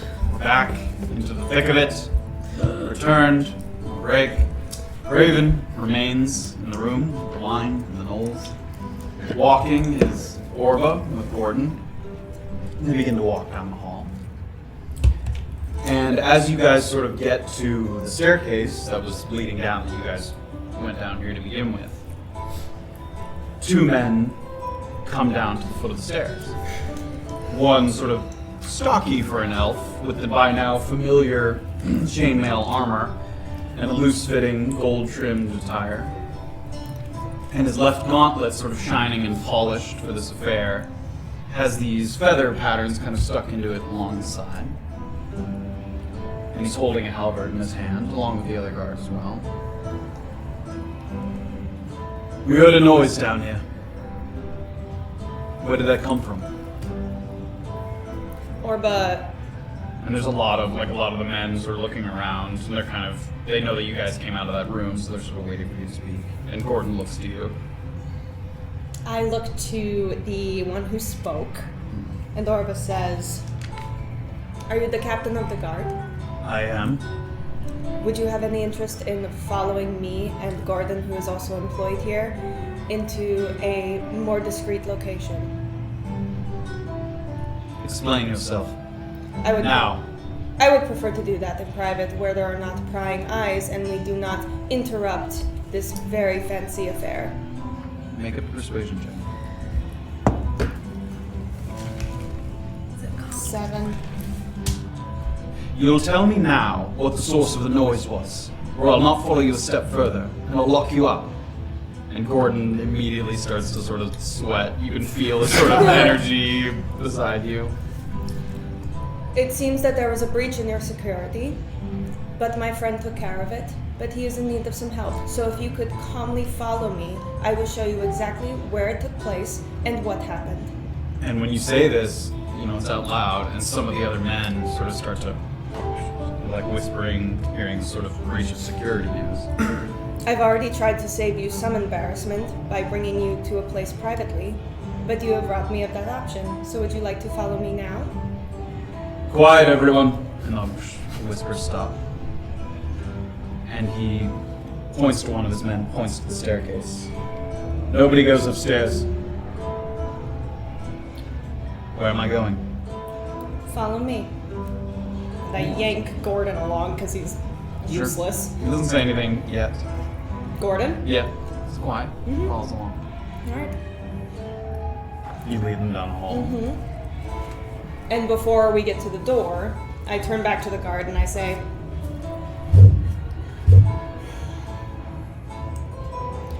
"My friend is responsible for taking care of the problem. I would appreciate it if you showed him respect for that service as you ask him these questions, because he's also very injured." I will decide if he is taking care of the problem or is part of the problem. Open the door. Orba opens the door. In the meantime, Sure. maybe I just have covered the knolls in a sheet. From the beds, sure. Yeah, like just so it's not like, Just- oh, there's knolls. The first thing, it's like, yes, it's a Sure. mess, but I can be like, oh yeah. Yeah, you take a second to cover Okay. them in sheets. Yeah. And anything else before? No. No, that's it. Just cover the Okay. knolls. Oh, door opens. And he gestures to you, and has you and Gordon enter first, so he doesn't. And he follows, and he still has one man with him, so he had two, and he stationed one back to the staircase. Okay. He has one man with him, and two of them enter. And he sees the sheets laid out, and he makes a note of Graven. What has happened in here? Explain yourselves. Graven, I've already informed him that you took care of a situation. Are these members of the staff? Are these men? And he lifts one, and he takes a look. And you can see his face change, sort of noticing. What hand did you have in this? Does he not speak? No, he's more brawn than brains. And you see the other man who you worked with sort of getting a little fidgety because he knows you're lying, but he doesn't say anything yet to the captain of the guard. When I heard the sound, I came to investigate because I knew my friend was down here. We are together as companions. And when I came down, he was finishing dispatching of 4 gnolls, and he was badly injured. That is all. 4 gnolls. How did they appear? Can you translate for this man? I can try my best. Do it. I saw you come down here with 4 workers. Did you all discover them? Where are the other workers? 4.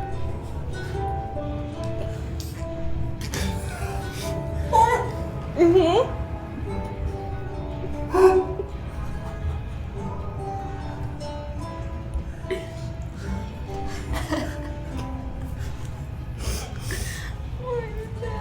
Does this mean something to you? From what I can gather, the 4 men that he came down with. I know it sounds foolish, but it seems that these 4 men became 4 gnolls. I do not know how. Gnolls are not practitioners of magic.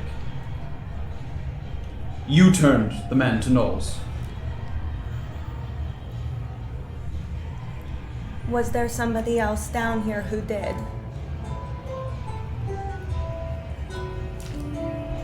It seems like you might have some kind of a mage on your hands in the property somewhere.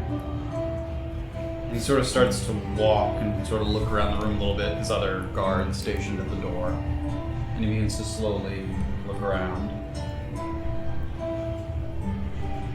4 gnolls, practicing magic all on their own. No one else down here. And you come running. I highly doubt that. Do you have a better theory?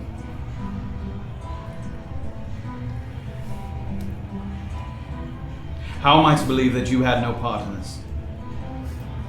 If you would take a closer look at my friend, I'm sure you will find several bite marks that he endured throughout the whole battle. I can see that. Punishment, perhaps, for trusting gnolls. Someone better start talking. Is there anything else that you can tell us?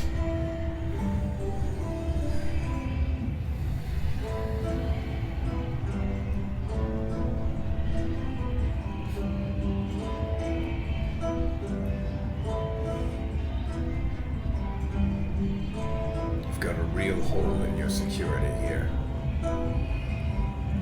So it would seem. We had nothing to do with these gnolls. When I entered this room, the air shimmered. And these men, who did nothing but grunt before, as the chef will attest to, became gnolls and attacked me. And he looks to Gordon, and Gordon looks back, and he kind of gives me some nod. And there was no one else in this room. No. Make a deception check. Everybody wants to know my shit.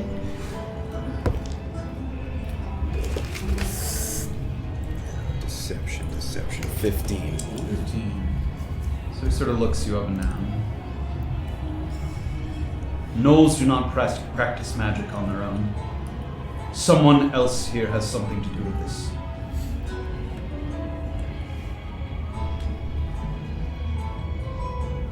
And he looks to his guard, to his left. And he holds out his hand. And the guard kind of looks at him and he's... Mr. Molifair said, only for emergencies. Does this not look like an emergency to you? Give it. And the man reaches out and sort of places something in the palm of his hand. And he holds it. And he holds it up, and there's sort of a clear liquid. Enchanted blood of the Pegasus, commonly referred to as truth serum. One of you will drink it and answer my questions. Otherwise, I will assume you complicit. Is that understood?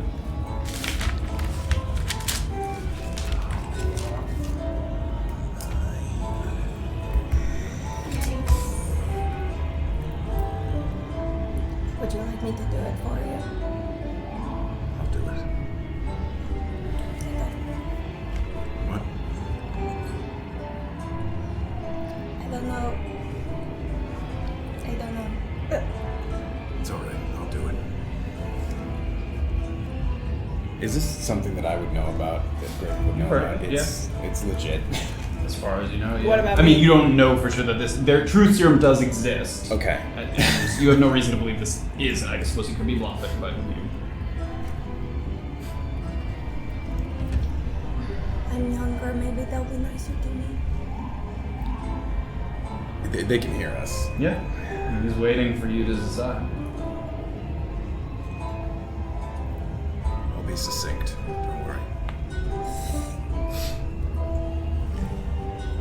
I'll take it. Not you. Her. Wait. The body can resist the effects of the serum, and I won't know for sure if it's working. Your physical essence seems very strong, so I'll take my chances with the small one. Not that small. He holds it. There was... Wait.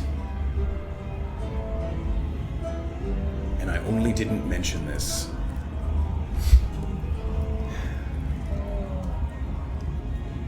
You'd better spit it out now. Because there is someone who has deceived us in the past.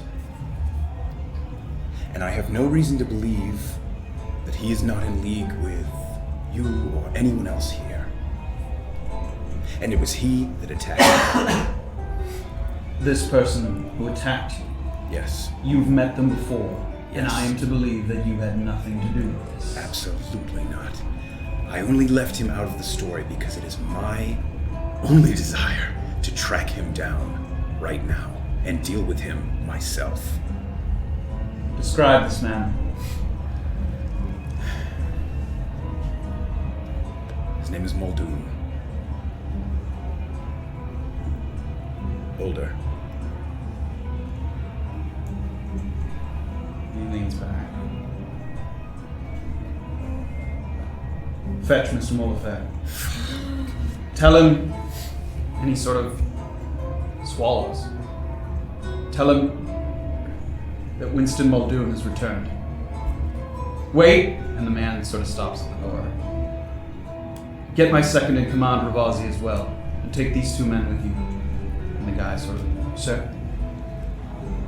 when Mr. Molifair has me discharged on the spot for my incompetence, I would rather Ravazi not have to play catch-up in assuming my duties. Now go. And the man sort of takes the two, takes Horton and the other man, and he goes.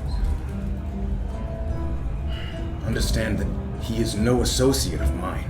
This is the second time he's either attacked or deceived me.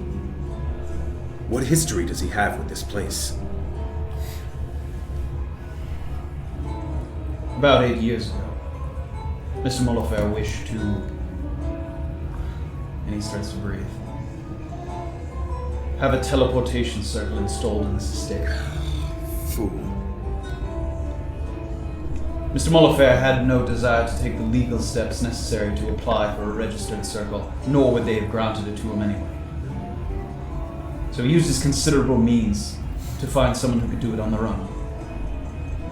Enter Winston Muldoon, a frail old man from Tuktu, who had the time and the skill. It was a lengthy project, as Mr. Mollifair insisted that only Winston work on the circle itself, so nobody would be privy to its particular sigil sequence, if you're familiar with teleportation circles. He finished, and Mr. Mollifair compensated him handsomely for his service and secrecy. 5 years passed, and one night, there was a robbery at the estate. Someone used the teleportation circle to sneak in, steal something of tremendous value, and teleport out. After giving the sigil sequence to friends or allies, any one of them could have theoretically passed it on to someone else, muddying the water considerably, making it an overwhelming task to begin tracking down the culprit. But that is where Winston made his mistake. He underestimated Mr. Mollifair's patience and his paranoia. In 5 years, having spent a fortune to have it constructed, Mr. Mollifair had not used the teleportation circle once. He played it slow. He brought Winston back under the guise of wanting the circle deactivated due to local authorities passing stricter laws and greater punishments for unregistered circles. Winston came, and he deactivated it, left it constructed, but deactivated the circle itself. Winston, when he was done, Mr. Mollifair tasked his new captain of the guard with cutting his throat and making the body disappear. That is where I made my mistake. It was so pitiful. Old man begging for his life. I beat him. I beat him until he could barely walk. But I let him go. I told him never to come back to Southern Antisuyu ever again. So he has.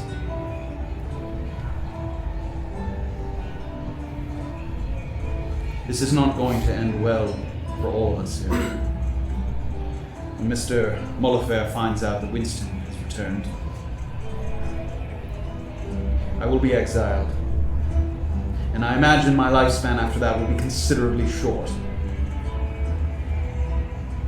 If you'd like to tell me now, anything that you know that could be used to spare either my or your lives, now would be the time to do it.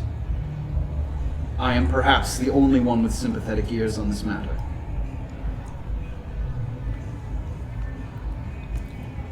Would Mollifair allow me to hunt Winston down?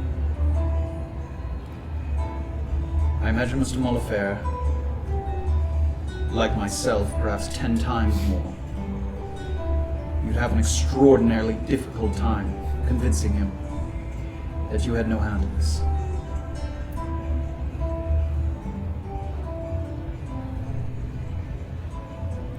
Well, now that you know all the truths, you could just give us your little serum, and it would confirm it. We have nothing else to hide. The serum is not perfect.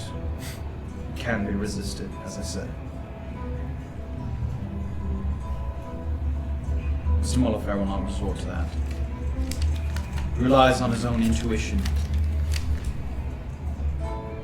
He senses that you are lying, which he generally does, even if he's wrong. He'll have you killed.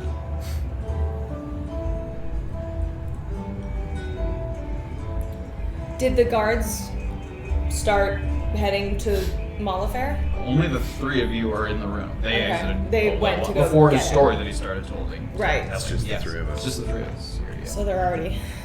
They're on their way, presumably. What are the odds that Mr. Mollifair even has to know that this happened? If I hadn't just sent those men, I would say decent. How fast can you run? Fast. Not fast enough. There's a system set in place. Guards to relay information of importance. It'll be upstairs by now.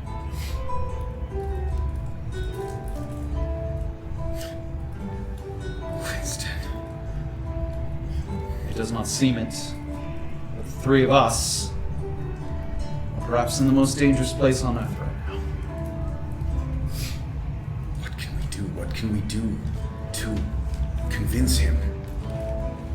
Where did you see Winston before this? At the festival. Where was that?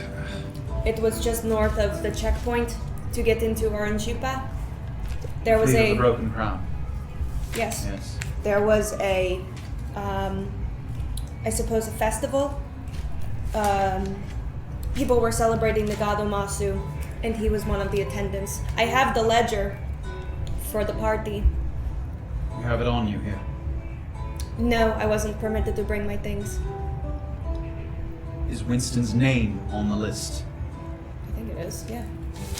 Let me double check my notes. Excuse me, sir, 1 second. I think it is. I'm pretty sure it is, yeah. It had. Let's see, hold on 1 second, sorry.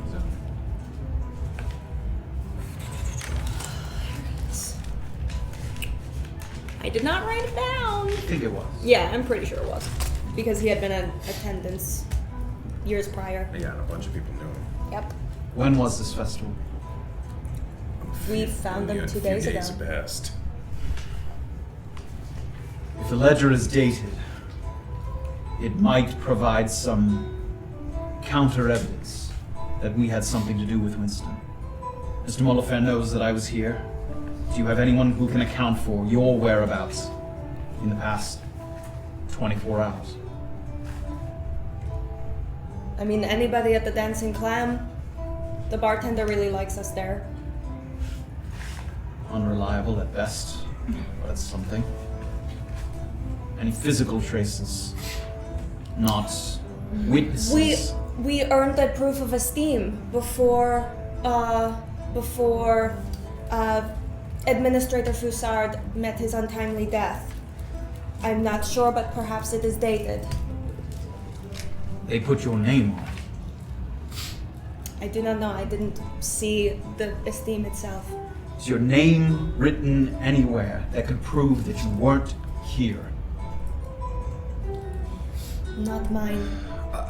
The Michael, the healer, perhaps has notes of my Of your appointment? appointment. Yes, I took him to the doctor. That could be something. We need to ease Mr. Molifer's suspicions. Anything, any people, any concrete evidence, someone that couldn't be an unreliable witness. All of that will act in our favor. And as he says that, there's a pounding on the door. Are you ready? Are you going to lead the way? I will open the door. He turns. Opens the door. And just the guard that he sent peeks his sort of head in. He doesn't have the two, he doesn't have Gordon and the other guy. There's nobody else standing with him. Sorry, sir. There's something going on upstairs. I wasn't able to get to Mr. Molifer.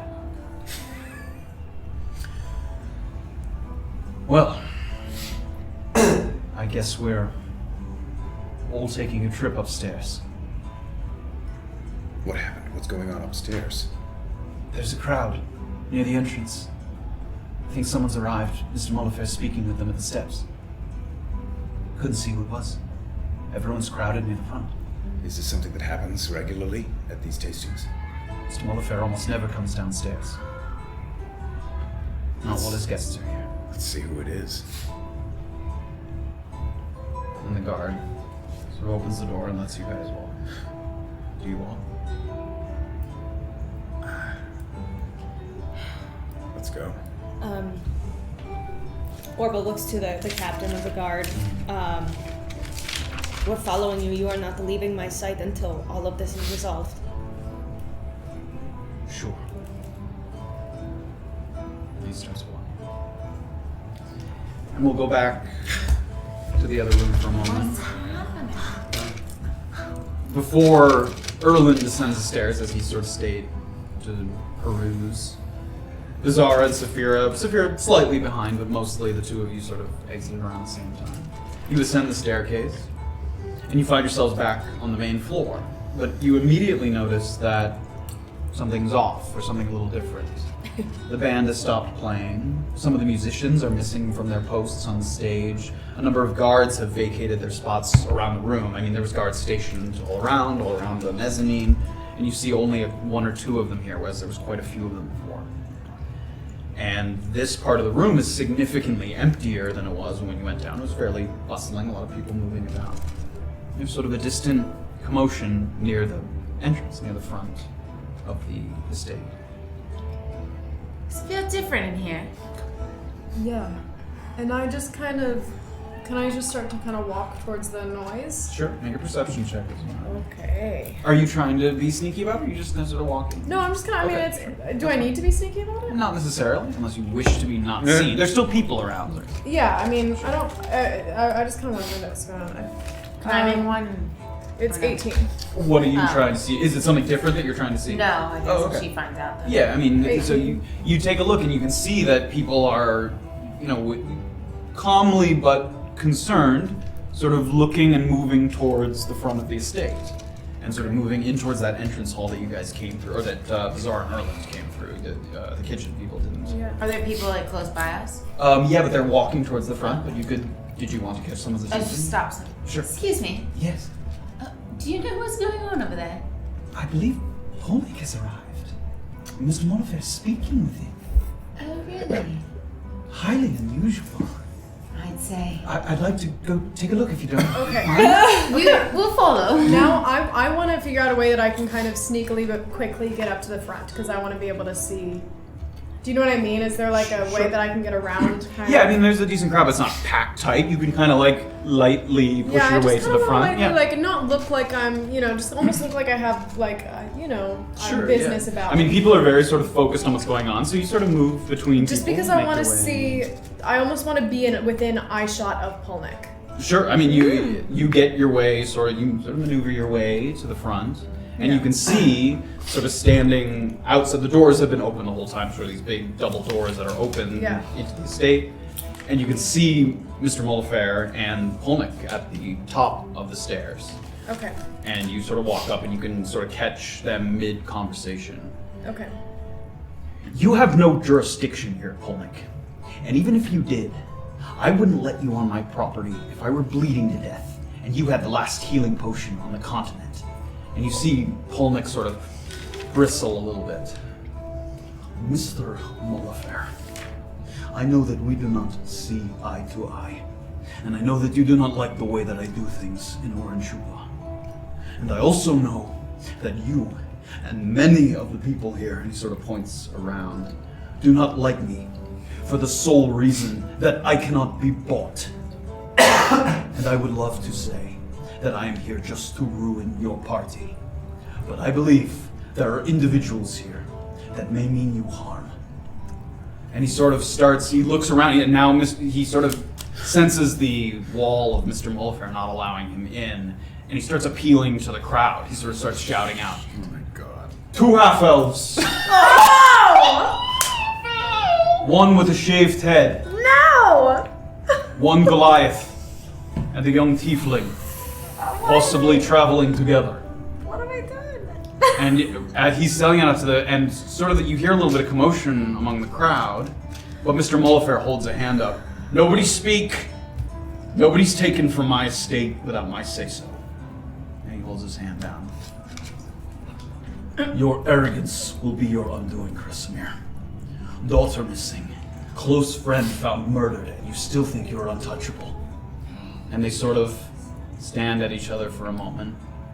And Kresimir looks at him, and then he grabs him sort of by the shoulder and starts to pull him a little bit away out of earshot from the rest of the people. and they sort of start to talk very close to each other and very quietly. What are you guys doing? Oh my god. I'm not still looking necessarily. at You have now- downstairs somewhere. No, you sort of He's ascended still and observing the you've artwork. ascended and it's very empty. Like by now everyone has sort of moved to the front and it's like you've come up and it seems like everybody's missing. I didn't move as close as her. No, you were probably able to hear some of the shouting. No, I'm an Right. idiot. Missed I a got little all the bit. way up to the fucking I mean, I heard what he said. Yeah, you got the general gist. That, Yeah. Oops, I don't know. And I You got the gist. I figured it. Oh, okay. So thank you. Yes. Christ. Uh, How many people, when he said a half elf with a shaved head, went like that? I mean, you're part of the kitchen staff. A few people that you had walked by. I mean, you're right next to a few people, sort I of am looked to you. going to die. But Okay. everybody, for now, is obeying Mr. Malefair's commands. Is Nobody's anyone saying wearing anything. like a shawl or like something that they're not paying attention to? Are you looking to steal something from someone? Absolutely, I fucking am. Sure. I mean, there's a number of people with scarves wrapped around each. Oh boy. Like, Okay, and I'm arm. wearing the kitchen staff. You have the sommelier vest that they gave you. Yeah, Okay. that's sort of. And how, is there a place that I could kind of like slip off away from people? Do you know what I mean? Like, Sure. I could mean, I right kind now- of like take someone's shawl and kind of like in a discreet way and kind of, you know? So one at a time. You're stealing someone's shawl. Here's what I want to do. Yeah. Okay. So Lay it out for here me. I have my bottle of wine. I just kind of like to, if there's a woman's shawl like in front of me, like if she kind of has, and if she not holding it in her arms, but if it's kind of No, it's kind of draped lightly draped. over. Yeah. Yeah, then I'd like to remove it. Just make a sleight of hand check. I'm gonna die, I'm gonna die, I'm gonna die, I'm gonna die. Like this. Okay, 21! 21. So she sort of turns to talk and in a hushed whisper to someone next to her, and in doing so, like her arm drops and the scarf drapes off a little bit. Okay. And you lightly I'm sort just of. gonna lightly take kind it of off. extract it. And I'm assuming there aren't any tables or anything? They're small tables, not one that you could hide behind. No, I just put the bottle of Oh, wine sure. down. Yeah, you place the wine down. I'm yeah. gonna place the wine down, and then I'm wearing this thing. Can I kind of just take it off and Sure. just slip yeah. the shawl You have your sort of standard clothing underneath. over my shoulders? Sure. Okay. And then I'm just gonna kind of just as if I'm kind of disinterested, just drift off. To this, like I'm imagining that they're crowded around the entrance, Yep. right? Yeah, And sort then of I near the can doors kind and of like back, like Make go a out stealth and back. check. Yep. Please, oh my god. No. 12. 12. So you can't find. Right. Are you looking for like an exit or just somewhere to? No, but I'm looking. I'm looking for just a place that's maybe like a little less well lit. Like you know Yeah. the area of the band, the musicians. Yeah, I mean there are some sort of offshoot hallways that previously to this moment guards had really been standing in front of anywhere that wasn't the main area. But Right. as they've sort of abandoned their posts to Okay. come to this commotion, yeah, you can sort of slip into a side hallway, and you do so. As far as you can tell, no one says anything or calls after you. Okay. Did you just roll? What's that For people for? noticing. Oh God. Okay. I need to figure out a way to change my appearance. Again. So I'm wearing the shawl. There are like curtains or something like a stage lining around the. Yeah, there's sort of like felt draped over tables. There's. Okay. I'm gonna take the felt draped over the table and kind of add it to this, like buckle it under like an apron like this and put You match the furniture shawl. nicely. Wow. Excellent. And now the room that we left with the suit of armor, The downstairs. the room. downstairs room. How easy would it be for me to get there? Yeah. It's not very far. Yeah. Okay, I would like to go there. Sure. As you're doing that, you pass by Erland. Come with me. What's going on? All right. No, did he hear this announcement? No, about he the- did not. Yes, he did not hear. He did not hear the sort of fight outside. What's the safe word? Benji. Lead the way. So you guys go. We'll come back. Beezaura, what? Since you're sort of up here with the crowd. I hear him saying these names, and I'm like holding my breath that he's like naming off these types of people, and he doesn't say me, and I go. And with you sort of standing there watching this take place, you feel a little tap on your shoulder. Yes, Edmund. And I turn. Edgar. It's been a long night, Edgar. I know there's a lot going on right now. Iris will see you now unless you'd like to stay. More than willing to leave. Very good. You lead some way. Your hands off. And you guys begin to walk. He begins to walk towards back where, when you guys entered, and they mentioned that you could rent out private Right. rooms in the back, he Right. sort of leads you back in that direction. There are still a couple guards stationed there who are strictly told never to sort of abandon their posts. And before we run into there, Orba and Graven, you guys have sort of come up out, and even the kitchen staff, anyone who is not literally in the middle of doing something has sort of crowded their way out towards the front. And the captain of the guard, sort of noticing this, he's sort of ushers you towards the front, and you guys sort of make your way. And you guys have sort of caught the tail end of this conversation, so this was all happening simultaneously. So you guys caught the sort of last bit of Polnick yelling, Mr. Mulfer saying nobody say anything, and the two of them sort of going off. We didn't So we- hear We didn't hear that, but we heard. our breakdowns. You did not hear Polnick say, I'm looking for two half-elves, a Goliath. But we can tell that it is Polnick. Yes, oh yeah, you can Okay. see Polnick. Yeah, he's not that far. Yeah. Alright.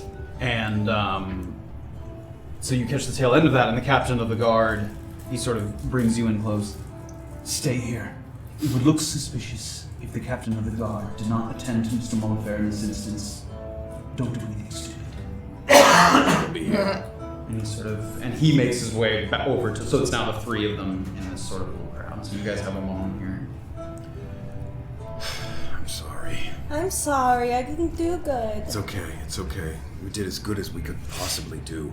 I think that it seems like he's just as afraid as we should be, and Okay. that it looks like he's willing to work with us to keep this under wraps That's as much good. as it can be. Yes, If we play this right, we might be able to have a friend here. I agree. So, let's not. Let's not run away right now. Yes, Yes. no, I stay. Okay, we'll stay. And we just kind of Are we in the kitchen?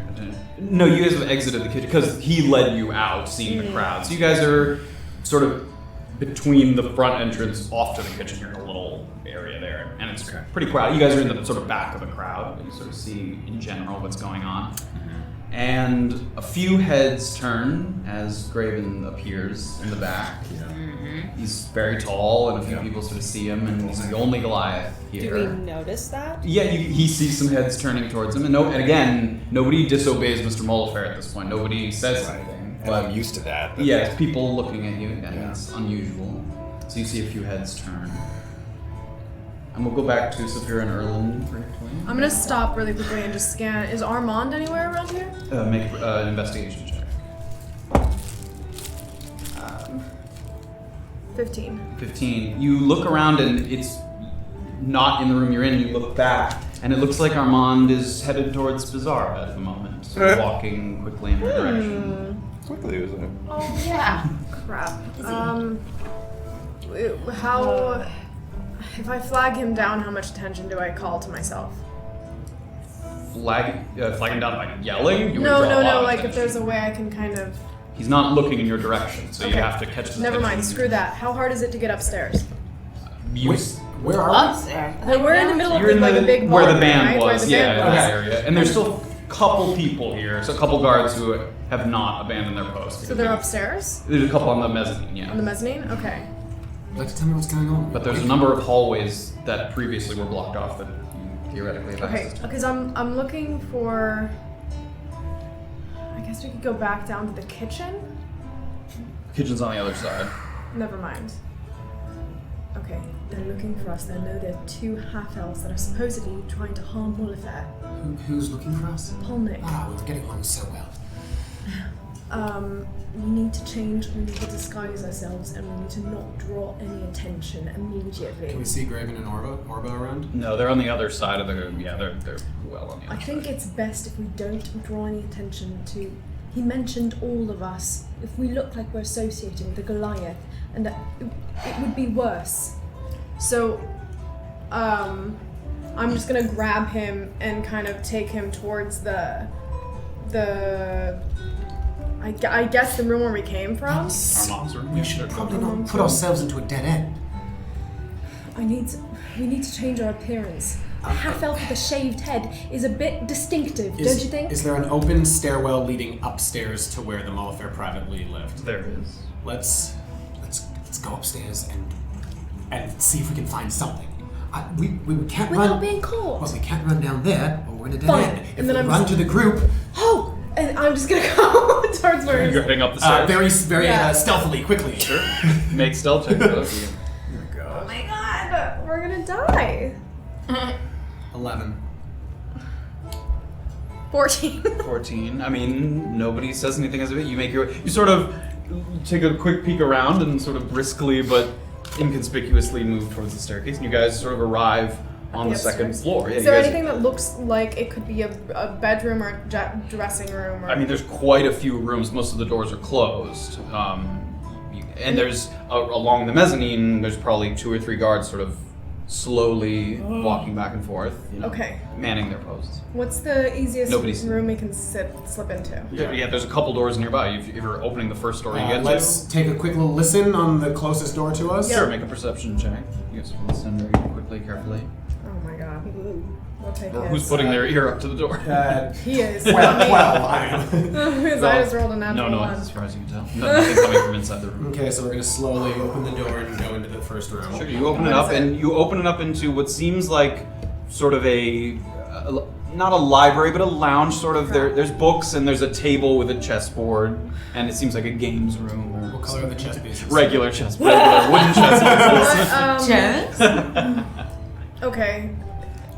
This isn't gonna work. We need to find somewhere There's to no other disguise doors in this ourselves. room? No. Can I tell from where I'm standing if the books are alphabetized? Why? Do What? you make an investigation check. If you want to take, you would have to take the time to do I don't want to it. take the time to do this. Damn. Take a moment. I'm over it.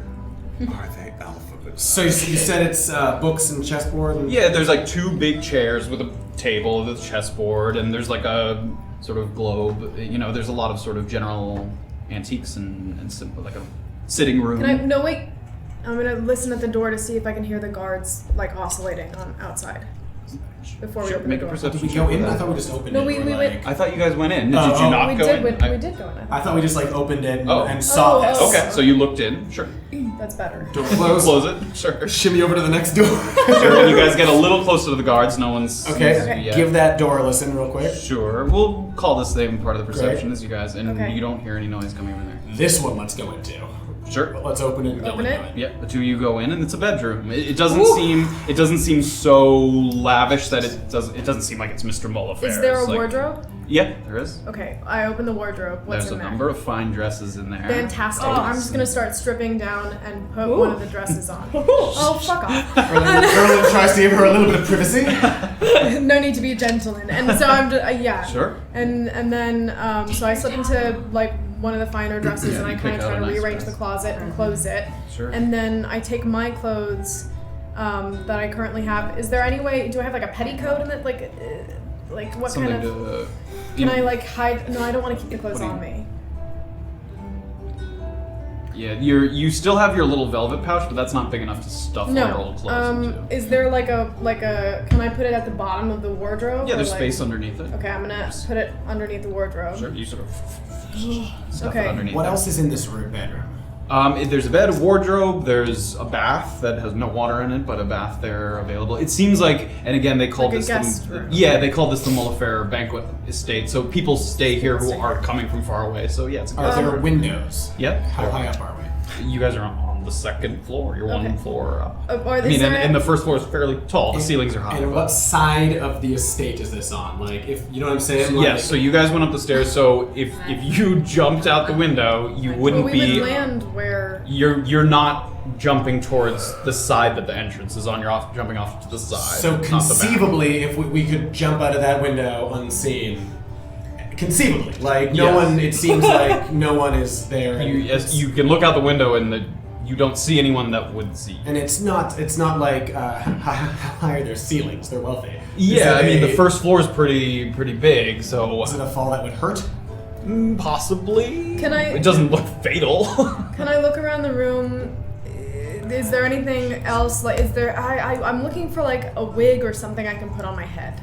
There's no wigs. There's scarves you could wrap around your head. I mean, there's. Were there other half elves at the How party? weird would that Yeah, look? I mean, there are other people of elven He's blood. gonna, we've met him. He's gonna know us. We've Met who? Met Pulling. Yeah, Like he is would be there- like you. Unless you significantly altered your appearance. Is he there would recognize you. is there It's met you up close. like a what are they called? A vanity? Is there Yeah, makeup? there's a mirror. Does she There's have no like makeup there. No makeup? No. Is there like a bathroom, an ensuite like bathroom Not situation? here, no. Not here? Okay. Are there There was the bathtub provided for it, but there isn't. So. Should we try and escape? Should we try and talk ourselves out of this? Or should we dispose of the guards and check another room? Dispose of the guards? I'm running low on Out ideas. of your goddamn mind! Job. No! Jump out the We window? won't be disposing of anyone. Hang on. I'm gonna do another. There's nothing we can use to like change our appearance in any way. Probably. Just clothes. Just I clothes. mean, you could put on lots of clothes, but other than that, you don't see anything that would alter your While she's appearance. doing that, can the windows be opened enough to... They can, yes. I open the window. Sure. And sort of I want to like look down to assess the fall. I want to look around to make sure no one's... You don't see any people. There's no bushes around. It would be a straight down to like there's sort of a gravel sort of lining patio around the estate. How long would it take Even us to if I tie up get some out. clothes? I don't know, but even if I get out, I'm a half elf with a shaved head, which again is very distinctive. Right, but again, he's met us very closely, so it's not like disguising yourself is going to be particularly useful in this instance. I'm looking out the window. Yep. What have we done? You guys are probably 20-ish feet up. What have we done that is illegal? 20, 25. Why would they be looking for us? I don't know why he's looking for us, but I don't want to be found. Are we safer on Molifer's estate? Outside of the law? The law doesn't work here, apparently. Well, I was serving wine, and now I've stolen a dress now. Well, yes, I think that many things look...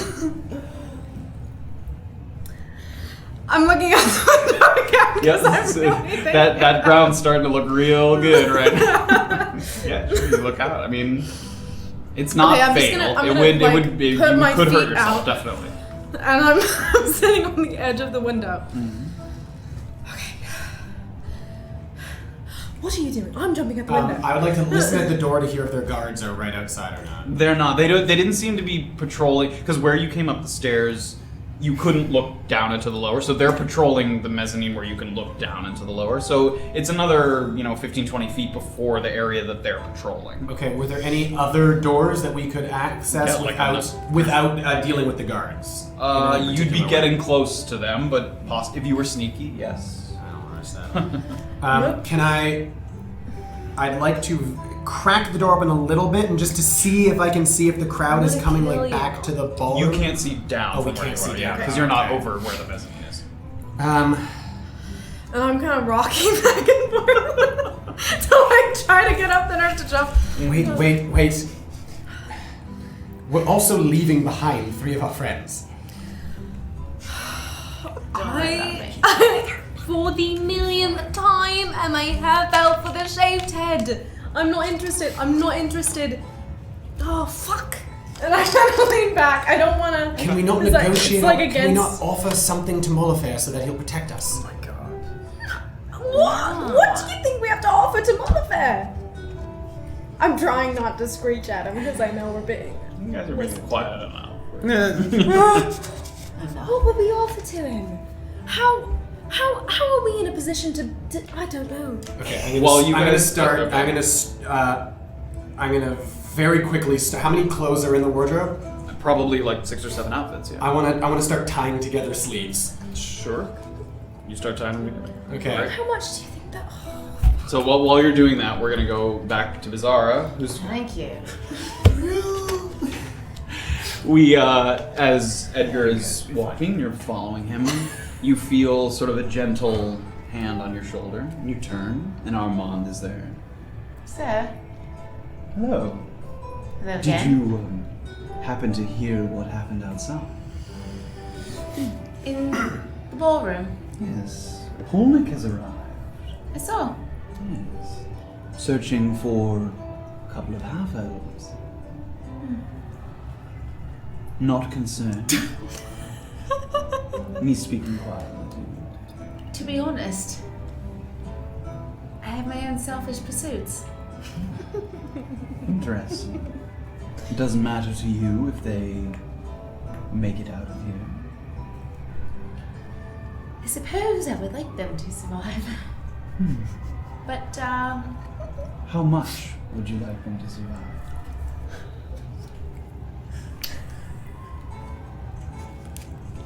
I know them well. I don't want anyone to be hurt, on my account. Meeting with Iris. Indeed.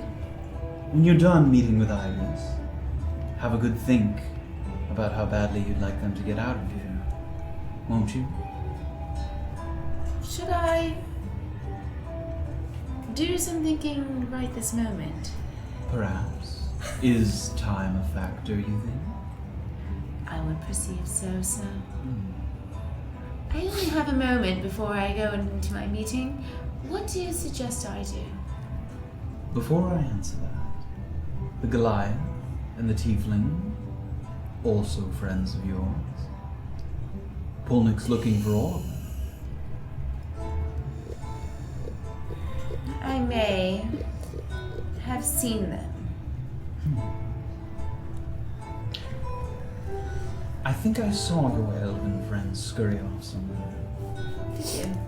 Perhaps I could find them, have a little chat. You have your meeting, and we'll all reconvene in a private space. That sounds reasonable. He nods, and he sort of turns, and he kind of disappears back. In the space that we were in. What do you mean? Where am I meeting him? He didn't tell you. He Oh. assumed he'd come find you. Oh, God. And you see Edgar kind of... Yes, I'm ready. And you guys begin to walk.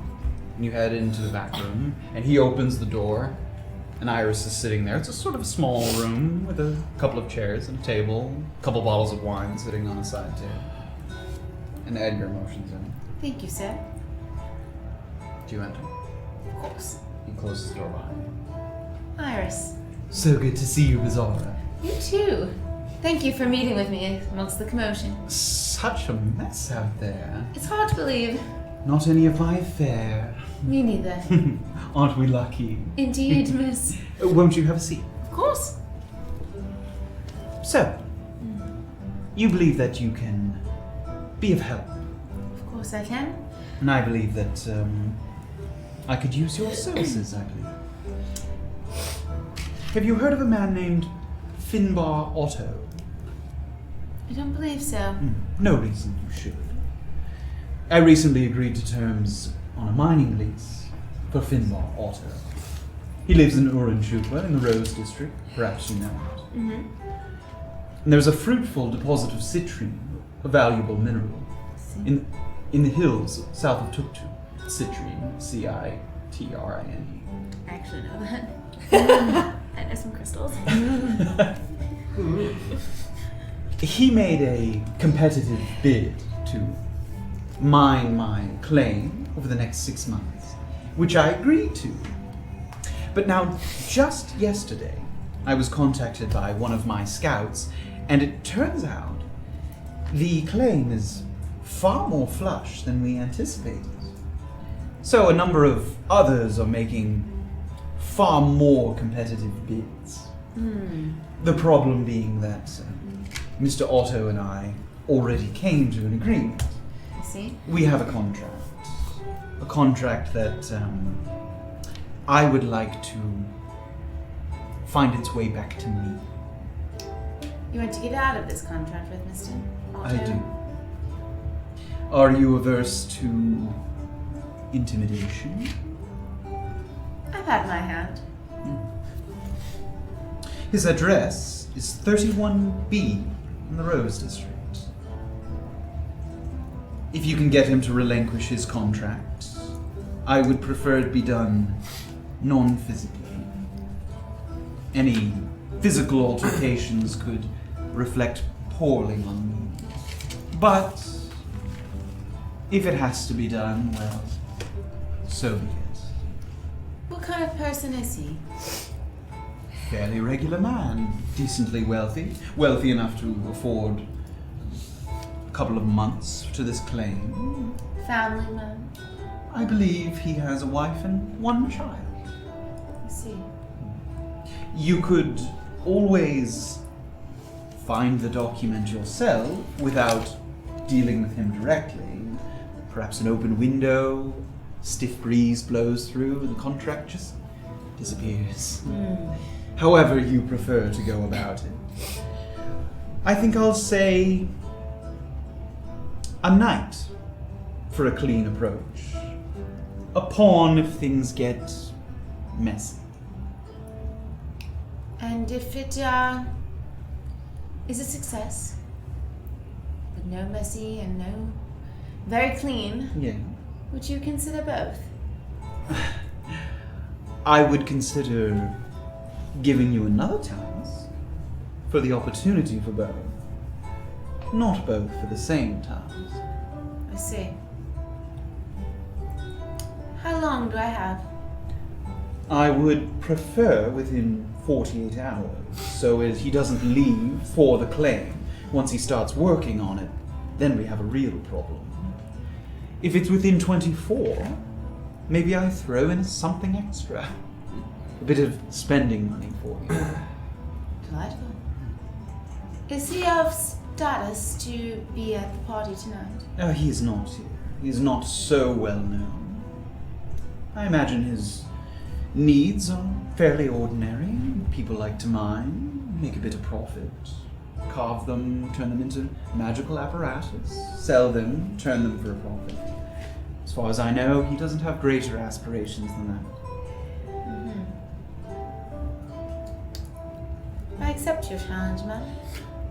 I am glad to hear it. Thank you for considering me.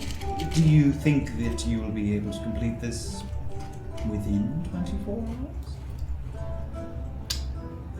If I set my heart upon it, I don't see why not. I would like to tell my other bidders whether or not things are on the table. Of course. Where do I go when I have extracted the contract or destroyed it? I am staying here at the banquet villa, as I'm from a distance. If you send a notice through the courier service to Iris Isaiah at the Moblefair Banquet Estate, they will get the message to you. And do I need it physically, the contract? You can tear it up, but I do need some kind of proof that you've gotten rid of it. I can't take your word for it, I'm afraid. Right. You can produce it, you can... Well, I'm not sure, to be honest. You could get Mr. Otto to contact me, saying that he's lost the contract or it's disappeared in some way. Any way that I know for sure that the contract is gone is fine by me. Got it. Well, I have a plan to devise, I guess. Yeah. May I, use the room for a couple of moments to think to myself about how I might go upon it? Of course. By all means. She gets up, sort of elegantly with her dress, and gives you a slight bow. She exits the room. Thank you. You hear her mom.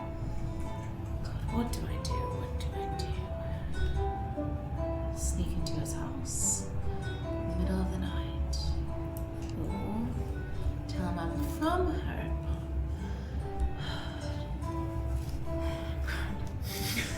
Shoot, I have to meet my aunt as well.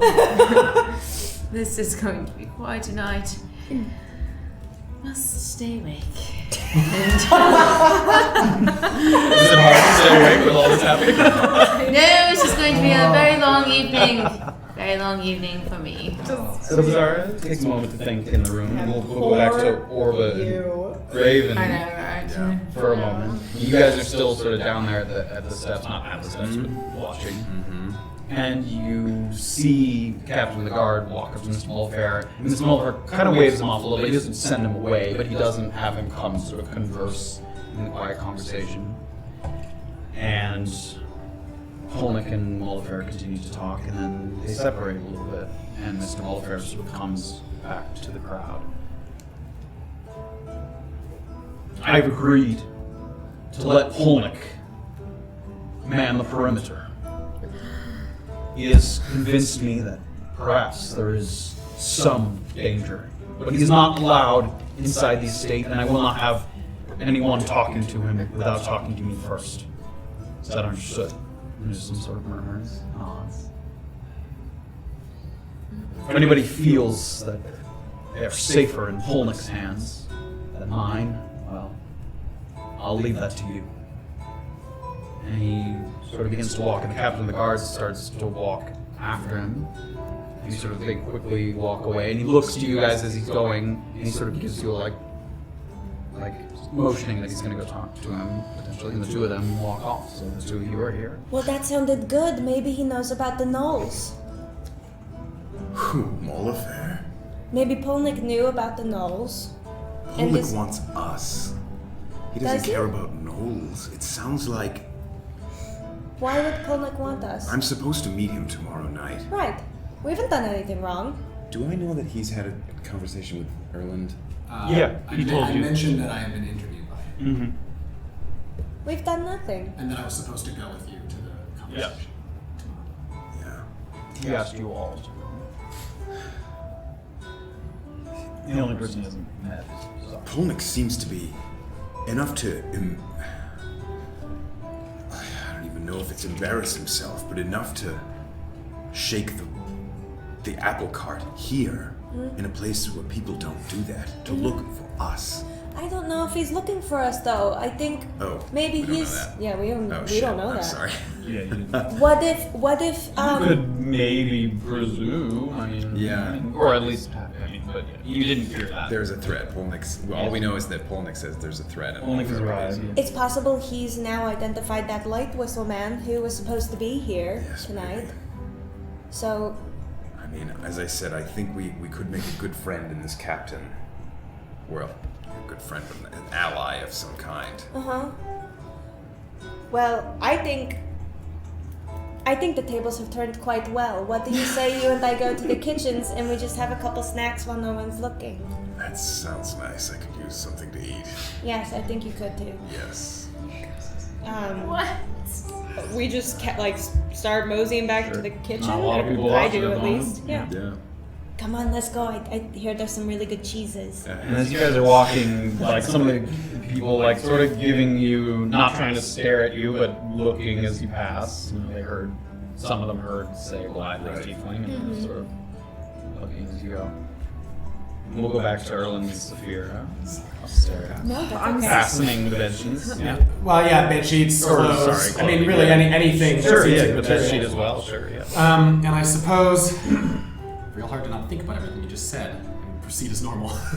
I mean, you can see out the window, and I mean, this is taking place a little before he gave that order. So you can look out the window. No one's watching the perimeter here yet. That you know. So yeah, we're gonna keep tying up bed sheets. How far along in this task am I?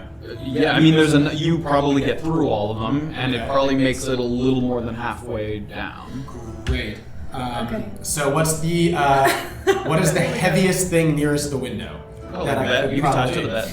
All right, let's go to the. It's gonna be loud. If we jump out with the rope, it'll be louder than if we just jump out. I would think that sort of It'll go shimmying down and the a bed little bit. move, and then it'll be a sound. And I'm not interested in drawing that much attention. Would this be what kind of? This is sort of annoying, but what would this be a test of jumping out the window? I mean, probably acrobatics. You'd do something. Yeah, I'll be okay. Yeah, I just want to know what would I be good at this? Can I? Erland says, "Let's make an acrobatics check." Well, no, but would I know based on Yeah, my you have an experience? idea of how good you are. Yeah, okay, yeah, that's what I meant. I'm not gonna. But Safira, I mean, the bed is solidly built, but possibly one of you, and definitely if two of you were on it, it would move the bed. It would Okay. go towards the Can we not window. go one at a time, maybe, so that we're not jumping so Sure. far? I'm gonna jump out the window. You just jump? Yeah. Like without the rope? Yeah. Oh Okay. my god, you I have really are high acrobatics. psycho. For each 10 feet, 1d6 damage falling. Make an acrobatics check first. Okay. Jeez. 12. 12. So negate one of the dice from a sort of relatively graceful landing. 1d6 falling damage is what you take. jumping out Right the now. window. This one. Oh, 5. Yeah, so you hit the ground pretty hard. I mean, you do a decent job sort of positioning yourself in a way that sort of allows you to roll, but it's a good distance and you sort of in the gravel and you sort of hit the ground hard. Okay, And, sort and of, how much have I damaged this nice dress that I'm wearing? It's intact. I mean, it's a little dirty, like the bottom Can I it's a kind little of, dirty. like- Yeah, you can brush it off. And then I'm just gonna look up. So I see that she hurt herself. A fairly significant amount. You see her, like, she gets up, but it's, you know. Yeah, I'm gonna start tying the the bed sheet to the bottom of the bed. Sure. I'm gonna look at it first, then go back to the bed, tie the bed sheet, and can I tell if there's a window directly below where I am? You can look at it. There does not That's appear so to be a true. window. What if I just Great. So I'm gonna. It was very quick. I mean, So I'm drinking the wine. Someone's just like, oh. So I'm gonna start to lower the rope I fashioned, Yep. Rapunzel-like, out the Yep. window. And how it takes me about halfway, you said? yeah, so you're probably about 10 feet from the ground. Okay, that seems fine. So I'm gonna sort of go near the window, like I'm gonna rappel and sort of give the Yeah, give the bed like a good tug. And it seems to be holding you. It's Saying everything not to scream pussy at but I told not the moment. Safira picks her moment. And I'm gonna start to do like the rappelling thing. You do like you. I'm gonna sort of lean back So in are the you window. lightly going down, or are you giving it a good? No, I'm push? doing so. Okay, Stressing. if this is the ledge, Yep. I'm sort of taking like a step back like this. So I'm Sure. gonna start to gradually try And you hear the bed give a little groan. It's like, but it holds. Okay, you and I'm continue gonna down. continue to proceed very slowly. Sure, you continue down, and you get to the end of it. Okay, great. So I'm like 10 feet from the ground. Yeah, you're a little more than 10 feet from the ground. This is the part that's gonna make the bed go. I'm gonna, I guess, sort of as gradually as possible, try and hang now, so that would take out what Okay. I call my 6 feet. Yep, you start to hang, and you can feel it as you do that come down a little bit further, as if the bed might be. So I'm inching 5'5", so that takes me about 5 feet off the ground Yeah, now. I mean you're not very far. and off I'm the ground. jumping 5 feet. Sure, make an acrobatics check. 20. You're trying to, yeah. I mean you You're a sort of land in the gravel next to Safira. You don't take any damage. You guys are outside the house. The thing's still hanging there, 10 feet above. Can we hear which side the people are? Yeah. So Yeah. if this is the entrance to the estate, you guys dropped out this side. So it's around the corner. Yeah. Okay, but we would be able to hear that, right? You could peek around the corner. I would not like to.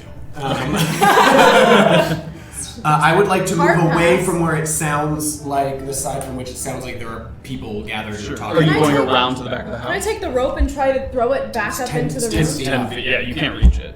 It's hanging off the side. Oh my. I'm glad that you've created Just a a trail. rope of clothes and bed sheets. And I'm kind of holding my bag.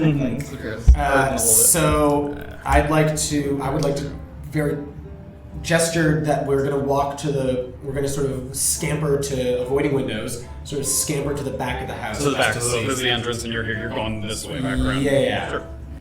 And we're not seeing anything, right? No people. No, I mean. Would we be able to tell where the kitchens are from this part? Yes, because Safira would know. They entered into the Yeah. kitchens. Where's So- the entrance to the kitchens?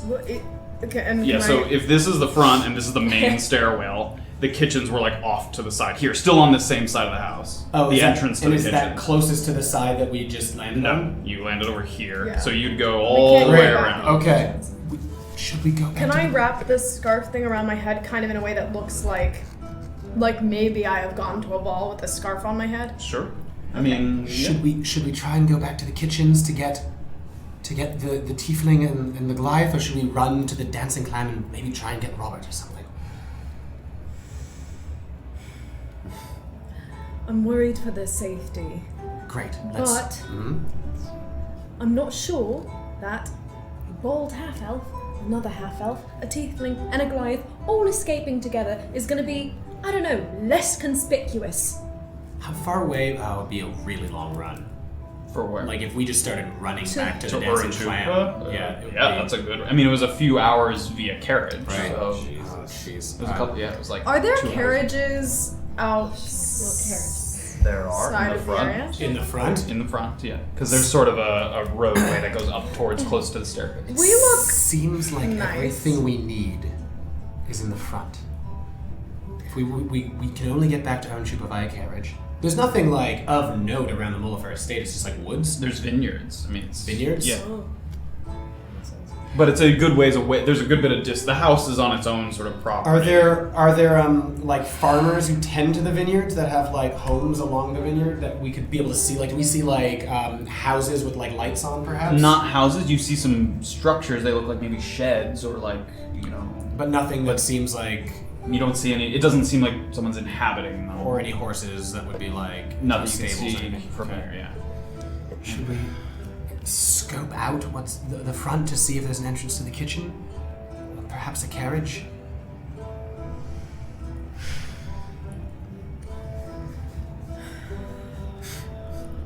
Where else do we go? Why are we running from Polnick? You're the one who grabbed me and started yelling Benji! Little late for that. I know. Is there no threat? No. Did I climb out a window for nothing? No. Oh my You god. landed like a princess. You can fuck off with a What are we running from, incidentally?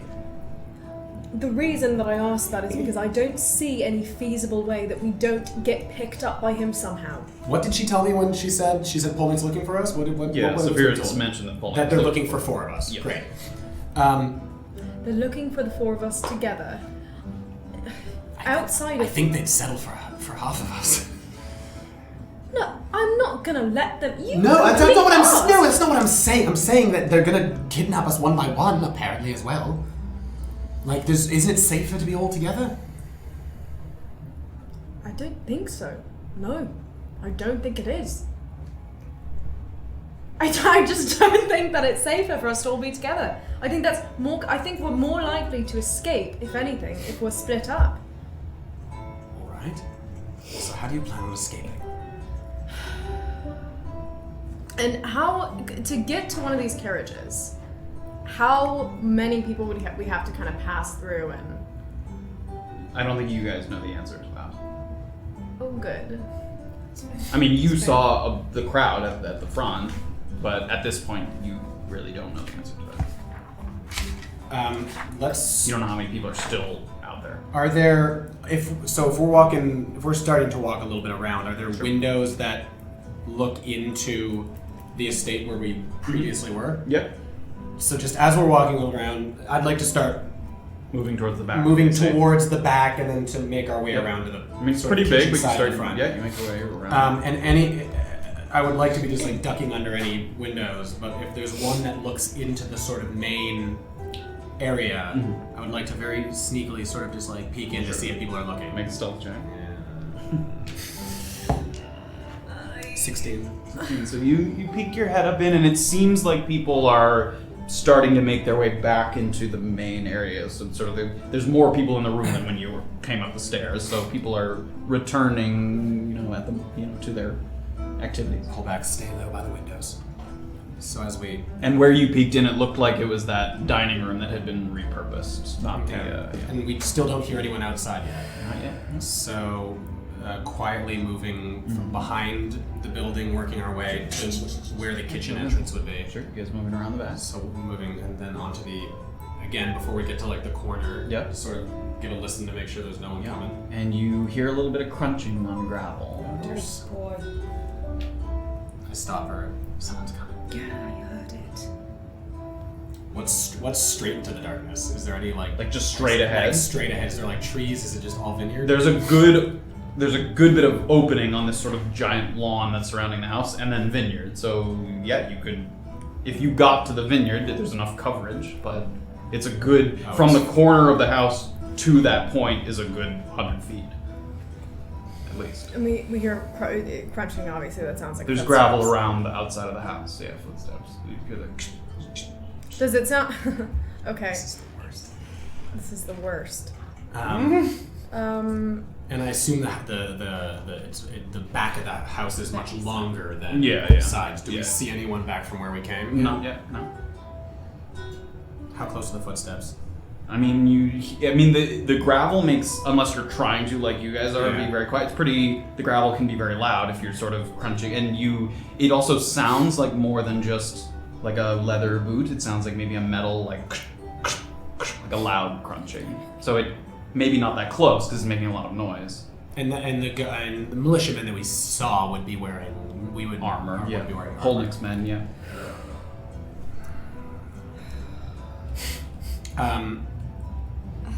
Do any of the windows that we've run past on the back seem like they would be an entrance to one of the side private rooms?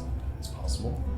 I would like to sort of dart back and try and find one of the windows looking into one of the private rooms. Sure. You peek in, and it looks like there's a meeting room there on Is that anyone end. inside of it? Yeah, Beezaura's sitting there. I knew it. I knew it. I am going to. I knew it. You're with. I'm knocking on the window, very very lightly. Sure. And I'm Tap just on the like window. pacing back and forth, like Talking writing to things yourself, down, and yeah. trying. Um, Make a perception check to see if you're not knocking Yeah. very No, lightly not on the even. window. Oh boy. What's that? Okay. Oh, okay. What is that? What did I roll? 13? 14. Oh, 14. You hear as you're sort of in your own thoughts, you hear sort of, and you turn and you see Erland. Are you joking? Safira pops up and you see the two of them. Stop it!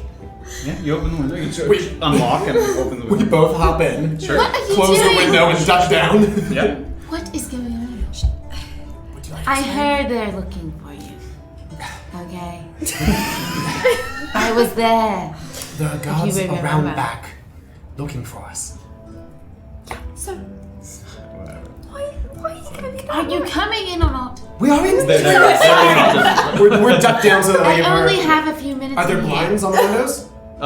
You could draw the curtains. There's curtains. Drawing the curtains, Sure. Yep. so we can stand. I only have a few minutes. What is being in this room going to do? Who's for coming you? in this room in a few minutes? What was In, that? in I have to leave. In the immediate sense, it stops us from getting caught by the guard outside. Haven't thought through what to do now yet, but I solved that first problem, all right. Why are you in this room? I needed the chess pieces. So you were meeting with someone? I already met with her. I have a mission I need to complete, which is why I've been here trying to devise it, okay? I somehow don't care as much about that at this precise moment. but I can interesting. sense that because I don't really care about yours. This is a safe space. I've stolen a dress you ever. Can you all just shut up for a second? And as you Okay. guys are talking, you hear a light knock on the door. Relax. Tell them you need more. I know both of you by this point, and your first instinct is to freak out. Tell them you need more time. I know who it is. Who is it? It's freaking Armand. Shut up. Sit down. I'm gonna sit so that if she opens the door, I'm like I am if the not door sitting opens, down. I can't be Oh, seen. yeah. I'm Sure. gonna tighten myself to I'm the. gonna stand with my. I'm opening the door. I'm hiding as like in the place where I can't be seen. Yep. So you guys are both kind of in the corner, turning away. Oh my god. And you open the door, and that's where we're gonna stop. Oh my god, no! No, come on! Why? Always opening the door to new adventure. Oh my god! Oh, What have we done? what have we done? Nicely done, everybody. No, it's. More I or don't know less. what you've Some done, more but it's than others. really cramping my style on my adventure. God, we're gonna You're die. gonna be fine. I know. I'll be Alright, everyone, write new characters for. That's where we're gonna wrap for this evening. Thank you guys for joining us. Thanks, man. Please come back in 2 weeks to see how the adventure. What is next? July 14th. 14th. Bastille Day. You know what day Is it that Bastille is? Day? Robert Yes, it is. Bastille Day. And it's the day before National Ice Cream Day. That too. Yeah. Okay. Make an ice We cream should have cake. run National the Robert Ice Cream Day. That was so We should have ice stressful. cream sandwiches. I don't think I'm gonna be able to sleep for guys- 2 weeks now. Yeah, that's it. Not at all. All right, we're gonna wrap it up. Oh my Thank you God. guys for joining us. Thank Tune in you. next time. Thanks everybody. Happy Good night. Happy Pride. Woo! Sorry for the music.